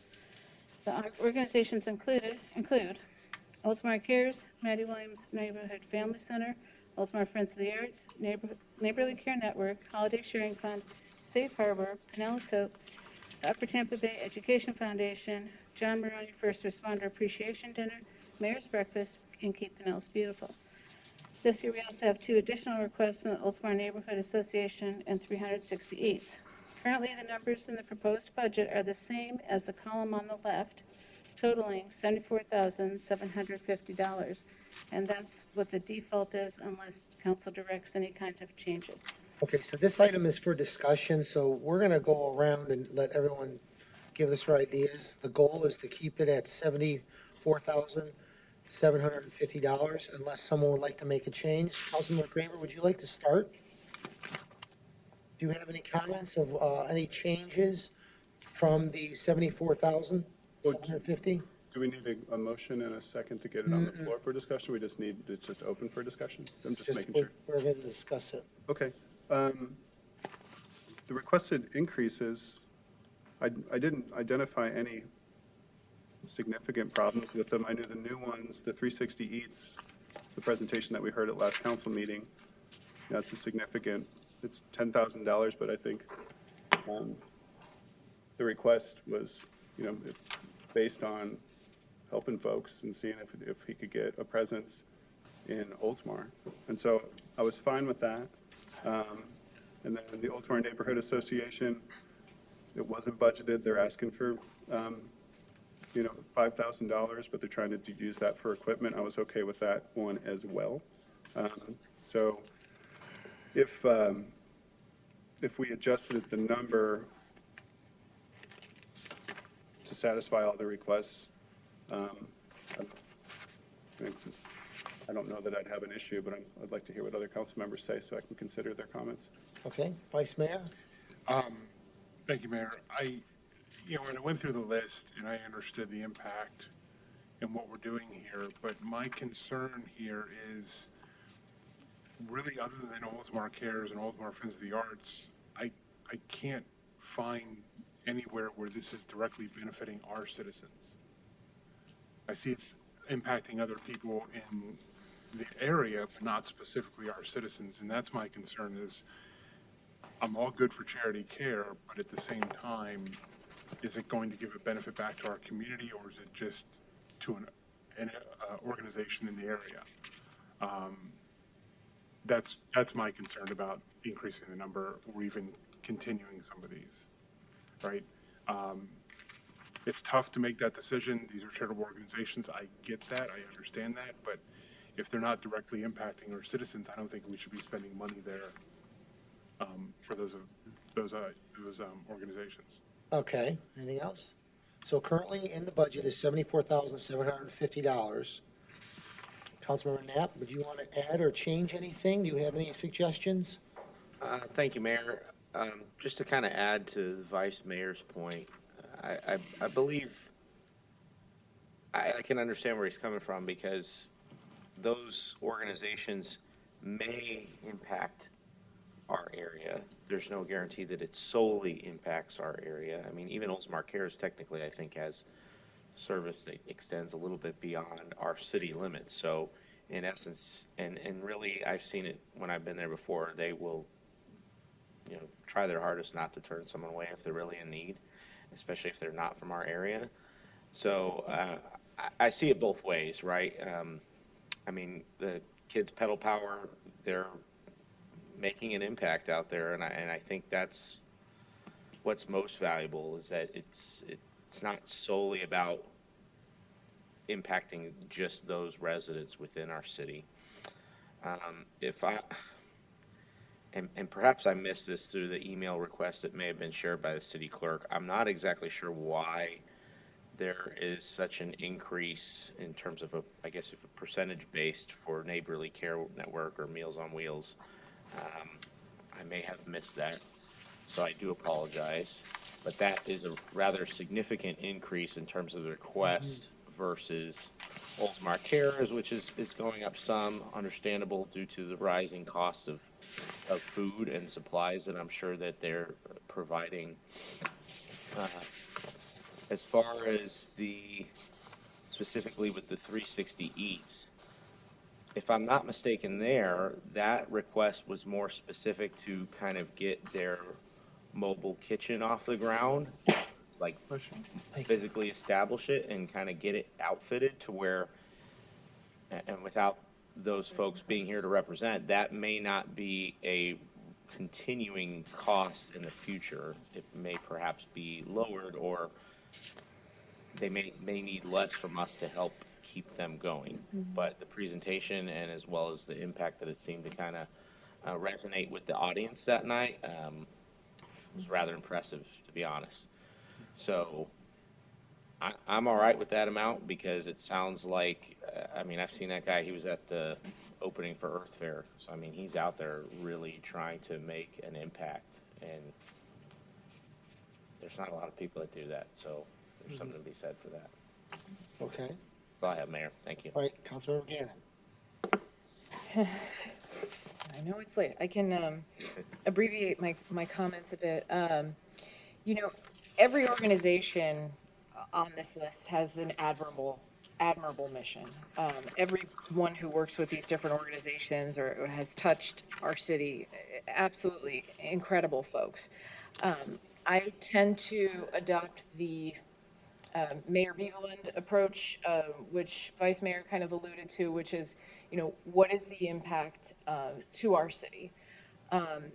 And, you know, originally this was kind of like a way for the council to give a portion of the budget for, you know, aid to other, you know, non-governmental organizations.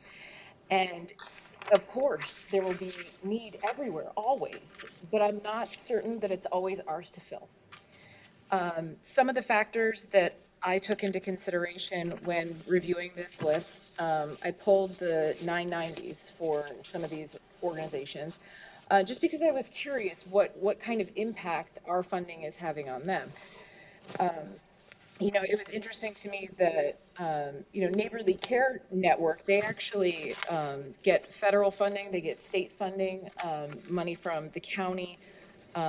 If you look at their 2020 990, you know, that $5,000, the previous request for fiscal year, it's actually 0.08% of their revenues for 2020. So the 9,200 is 0.14% of their revenues.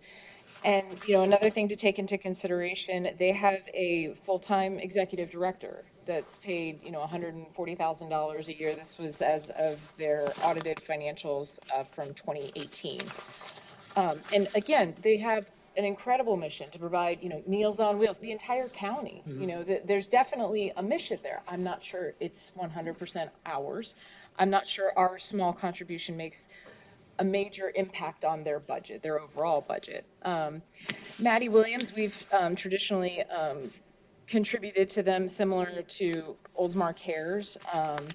You know, $25,000 in revenue is approximately 2.5% of their revenue back in 2019.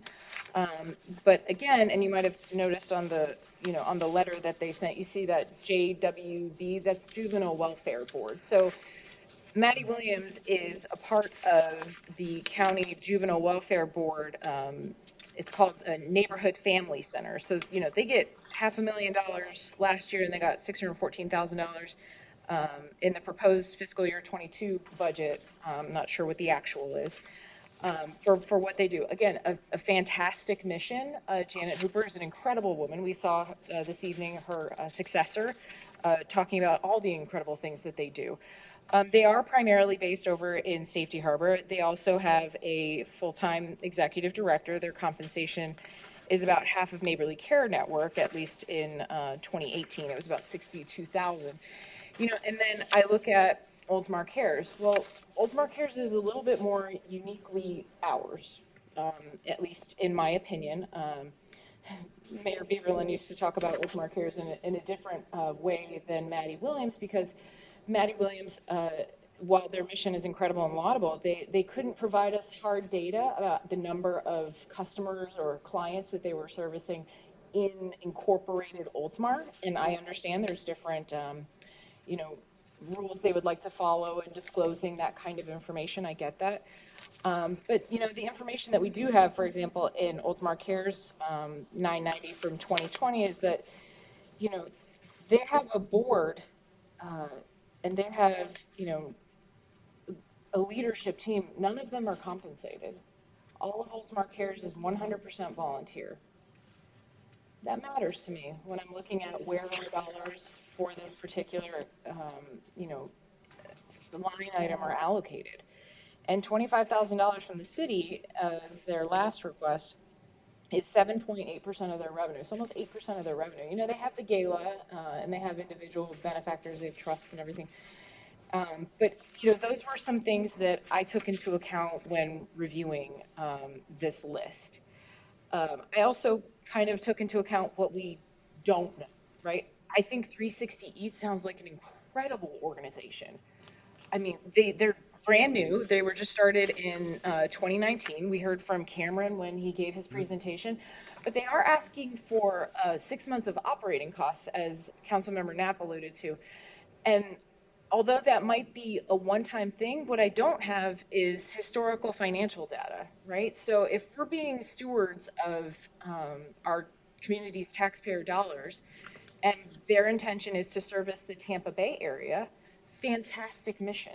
I'm not certain that it's solely ours in a way that puts it on par with the $10,000 request as compared with the request for example, Oldsmar Friends of the Arts, where we literally see them come in the meeting, we see them on the stage, and it's staying here, or similar to Oldsmar Cares. So, you know, I won't go into the numbers, you know, perhaps I can talk about my list, but I did make adjustments to some of the requests so that it could come within a few $1,000s of the current amount, 74,500, which is in the budget right now. And I think that's important because we need to adjust priorities because there'll always be a need, right? And it'll always be increasing. And so to me, it's about remembering, you know, the scope of the gift, the mission of the entity to whom we're providing it, and you know, and our overall goal as a council for, you know, what we want to support individually outside of these rooms and as a government entity. This is taxpayer dollars, so it's a little bit different than maybe where our heart is, right? Because I think we all have a heart for these various organizations. That's no doubt. But where our taxpayer dollars should be going to, a little bit of a different consideration. So I can perhaps, you know, talk about the individual dollar amounts that I changed, but mine is more along the lines of maintaining the current budgeted amount rather than simply allowing the room for additional increases and new increases without the data that supports it. Thank you so much, all of you, for your comments. One thing I want to just mention is this is usually our budget review, which we're going to be doing tomorrow. Yes. You know, we've been usually, it takes about an hour and a half. We usually go through this, and we got through it pretty quickly. A couple things I want to mention is we didn't talk about the Oldsmar Neighborhood Association. They're asking for 5,000. I did talk to Felicia today, and they are applying for that grant with our CRA funds, and they will get approved for 15,000 for that the paint fix-up program. So the Paint It Up, Fix It Up program is part of the CRA budget, which is currently Well, she said that, $20,000, but no, she mentioned that they're going to apply, they have to apply for it, the $15,000 for the CRA Paint Up, Fix Up grant program for the painting of the houses in the CRA. Right, they have to apply for it, but it's budgeted under a different line item. It's not part of this aid to other correct. organizations. Okay. I So get that's you. why, I get and then, you know, then the letter wrote that they need $5,000 for infrastructure. Mhm. So I think the 15,000 is, you know, sufficient for that. Well, That's my opinion. Well, isn't it really that they're recommending we stay committed to the program, that it's not an amount for the association? Just reading the memo, I mean, I don't think they would be utilizing those funds for the program. That program is for, I mean, maybe I'm wrong, maybe they're gonna help Well, administer or coordinate that, but that's really for the residents to take advantage of, right? so anyways, what I'm trying to get to is, I think that we all come up with some really good ideas tonight. You know, everyone had some really good comments and what we should do. But I'm thinking maybe tomorrow, the budget meeting, since we've discussed this, let's all come back with what we recommend. You want to increase Oldsmar Cares to $30,000?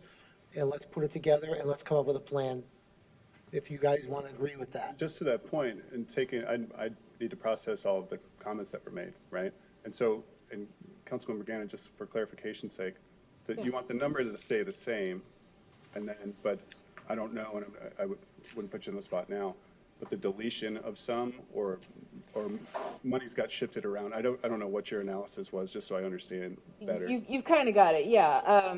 Staying within a few $1,000s, you know, perhaps there's other areas of the council budget, the council operating expenses, not the personnel, because we can't change that, but the operating expenses where we might find maybe $1,000 of wiggle room, but staying pretty close to the 74,500, which is currently budgeted. And to do that, yes, either modifying what has been requested or removing it from the list. Okay, yeah, I just want to make sure I understood. Yeah. But, right, no, all of your comments were I can well founded. Yeah. go into more detail tomorrow. I wasn't going to go line by And line I tonight. feel the same way. I really would like to try to stay within those $76,000 or $77,000. I really don't want to go to 97. And the reason Yeah, why I want to just make a point is that the economy is changing right now. We've got some employees that are, you know, hurting. We need to be focusing some more on our employees, making sure that our employees are happy, for a long-term commitment to our city. Where I understand this is very important for our community. This is really important, but I think $75,000 is a lot of money. It is a huge. It's a lot, it's a lot of money. You look at some of our Since I've been on departments, council, it's gone up every single year. And Every single year, it's gone up 5, 4, 8. It's been going up. So recommended from our budget for what the staff has done at 74.7. I agree with Councilmember Gannon. We can go up a little bit. Let's sleep on it. We all heard what we have to say. We can bring it up at the budget meeting tomorrow and solve that. Does that sound good? Yeah. Is that good, Tom? All right. Discussed it. All right. Any other comments? No? All right, we're good.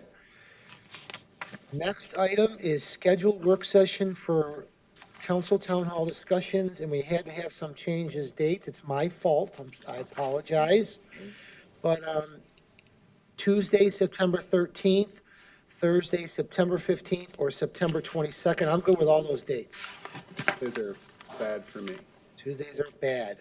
I can do September 15th, but I cannot do the 22nd. So if Tuesdays are bad for Councilman Graber, I can do whichever Thursday. the is selected. Thursday, September 15th. I can do that. Time? Vice Mayor, what is that look like for The you? time is 3 p.m. 2 p.m.? Are you guys okay it's with Thought that? we were 2. 2 o'clock. Or 2 o'clock, I apologize. 2 o'clock. Yep, I apologize, 2 It's p.m. so far out of my calendar, I'm good with all dates, so don't. You're good with all Yeah. dates? Okay, so far it's Sometime Thursday, like that. September 15th. 15th works for me. 15? At 2 o'clock? Thank you, you, everybody. I Mary? apologize, it was my fault, but thank you so much for doing that. All right, next item on the agenda, item 15 is council comments. We're going to start with Councilmember Graber. In the interest of time, just a reminder that school starts next week. I know everybody's going to be out and about. I think Vice Mayor Buckman alluded to it a little bit earlier during one of our prior discussions, but just keep that in mind as you're heading out. And in the interest of time, Mr. Mayor, that's all I have. Thank you. Thank you, Councilmember Gannon. Thank you, Mayor. A couple of things, as he mentioned, school is starting, and also starting is the Safe Routes to School application period. So coming up, there's a webinar on August 24th that I'll be attending. It's, to talk about, of course, the in-depth things that our staff is well aware of, but sort of some of the ins and outs and where we can really engage the community, because that application process does require that. And so I wanted to participate and get some ideas on things that we could do either as a council or what we could do as a city to kind of connect for community engagement. So, for example, Melissa Como shared that as part of the PTA, they're planning a walk to school event on National Walk to School Day, which is always the first Wednesday in October. So it's October 5th this year. And Safe Routes to School actually has forms that you can have participants fill out before and after with all kinds of data points that they can collect, which, you know, not sure if that's something that we can do, can't do. How helpful is it? I'm hoping this webinar will tell us, along with other things that we could potentially do. So very excited about that. We had some pretty big losses in our community this past 2 weeks. Betty Ray Mountsness, she was obviously a longtime resident. Her husband, Richard, he was our first postmaster in Oldsmar, and she was his assistant, and she passed. There were some great pictures on the Oldsmar Historical Society Facebook page of her with the curved dash and at the museum. That kind of thing was really neat. David Height passed as well, TC's husband. They live over in Bel Air. They're both Citizens Academy graduates, great folks. He's a veteran, has always been at all of our Veterans Day events and Memorial Day events. And former fire captain Bob Carmen. I think you My mentioned. neighbor, yeah, across the street. Yeah, so lot of big names there. So it's really sad thinking of all of their families and friends. And today happens to be my mom's birthday. So she was out there in the audience for a brief period of time, but I wish her a very happy birthday. So thank you, Mayor. All right, thank you, Councilmember Gannon. Vice Mayor Buckman. Thank you, Mayor. School, interest of time, just to keep it simple. School started next week. Mail ballots are out if you're in the primaries. You should have got your mail ballots by now. Make sure those are back in. Other than that, thank you, Mayor. Okay. Yeah, Councilmember Knapp, you got the last one. Thank you, Mayor. Just a few quick things. We have the next meeting for Tampa Bay Regional Planning Council on Monday, so I will take what Ashley said and start hammering away on how can we get some money. All right. We'll be continuing to do that every month from here on out to hopefully get that program put into the schedule as quick as possible. You and I will be at the FLC conference next week. Looking forward to that. It's always good to see some faces from around the state. Talk shop with those folks and see what other cities are doing. Learn some pluses and minuses about things going on throughout our fine state. So we'll be down there. Are you going Thursday as well? We'll be down there Thursday? Okay. Yeah, I leave Tuesday. Oh, I have mayor. Oh, yeah, the mayor's mayors on conference, Wednesday. right. Meetings Wednesday. Yeah, so we'll be doing the official annual conference activities there Thursday through Saturday. And then finally, I just want to wish my brother and his wife, who have birthdays 2 days apart, this coming weekend, happy early birthdays. All right. Thank you, Mayor. Thank you. Okay, back to Fire Chief Bob Carmen. His services are Sunday night at the Curlew, is it Curlew Gardens? Curlew Memorial. Thank you, Curlew Yeah. Memorial. And his services are at Espiritu Santo Church, Catholic Church in Safety Harbor on Monday morning. I believe it's 9 a.m. I just got this like before the meeting, so I wanted to bring that up if anyone wants to attend. Next, I wanted to thank Orlando Penny and the Orations Dance. Ovations Dance. Yeah. Those kids were amazing. They were. When they said the Pledge Allegiance to the flag, it was just the whole room lit up, and the wonderful song. Glad they came. I got something for Councilmember Knapp. I know he's going to get all excited about this. A historic partnership with Duke Energy. The PSTA voted it in last Wednesday. First of its kind, a 10-year agreement with Duke Energy Sustainability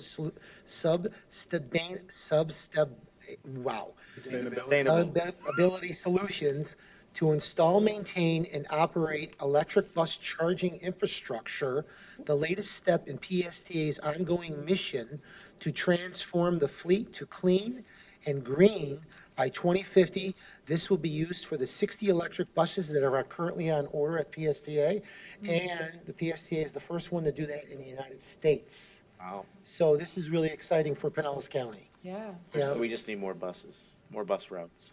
Yeah, we're working on that too. And then as you brought up, Councilmember Knapp, the FLC conference, I want to make sure you're invited to the Ed Hooper breakfast, or not breakfast, but the 10:30 a.m. Saturday morning. Suncoast one? No, it's a special thing for him. Oh, okay. So, I'll Give me the forward you the details. email, And then one last thing I want to bring up, I know it's getting late. We used to do coffee with the sheriff. Remember, we used to do that? Why did that ever end? We used to do it 4 times a year. Right, well, that was before the pandemic, right? And we did kind of dwindle it down. I'm not real sure. I think it kind of got stale. I think it ended just before COVID. Yeah, didn't it? it got stale also. Yeah. Yeah, Yeah. it did. It seemed like it was the same old, same. It wasn't really. Like, here's the update, or here's the Okay. report, or. Because maybe, I don't know, I was just thinking that was, maybe get community involved, maybe once a year. I'm just thinking out loud here, something we can think about, but I wanted to bring that up, because I remember I went to a couple of them, and you're right, I didn't go to the last one or the last 2. See? Yeah. Did it get stale for you? I think I was here, that's why. No, it didn't get stale, but I thought it helped, but, All right, and with that, I think that's it. All right, next item on the agenda, item 16, approved tenant agenda for August 16th. Does anyone wish to pull or add to the agenda? Nope, I need a motion to approve. So moved. Second? Second. Any other discussion? All in favor signify by saying aye. Aye. Any opposed? Motion passes. Meeting adjourned.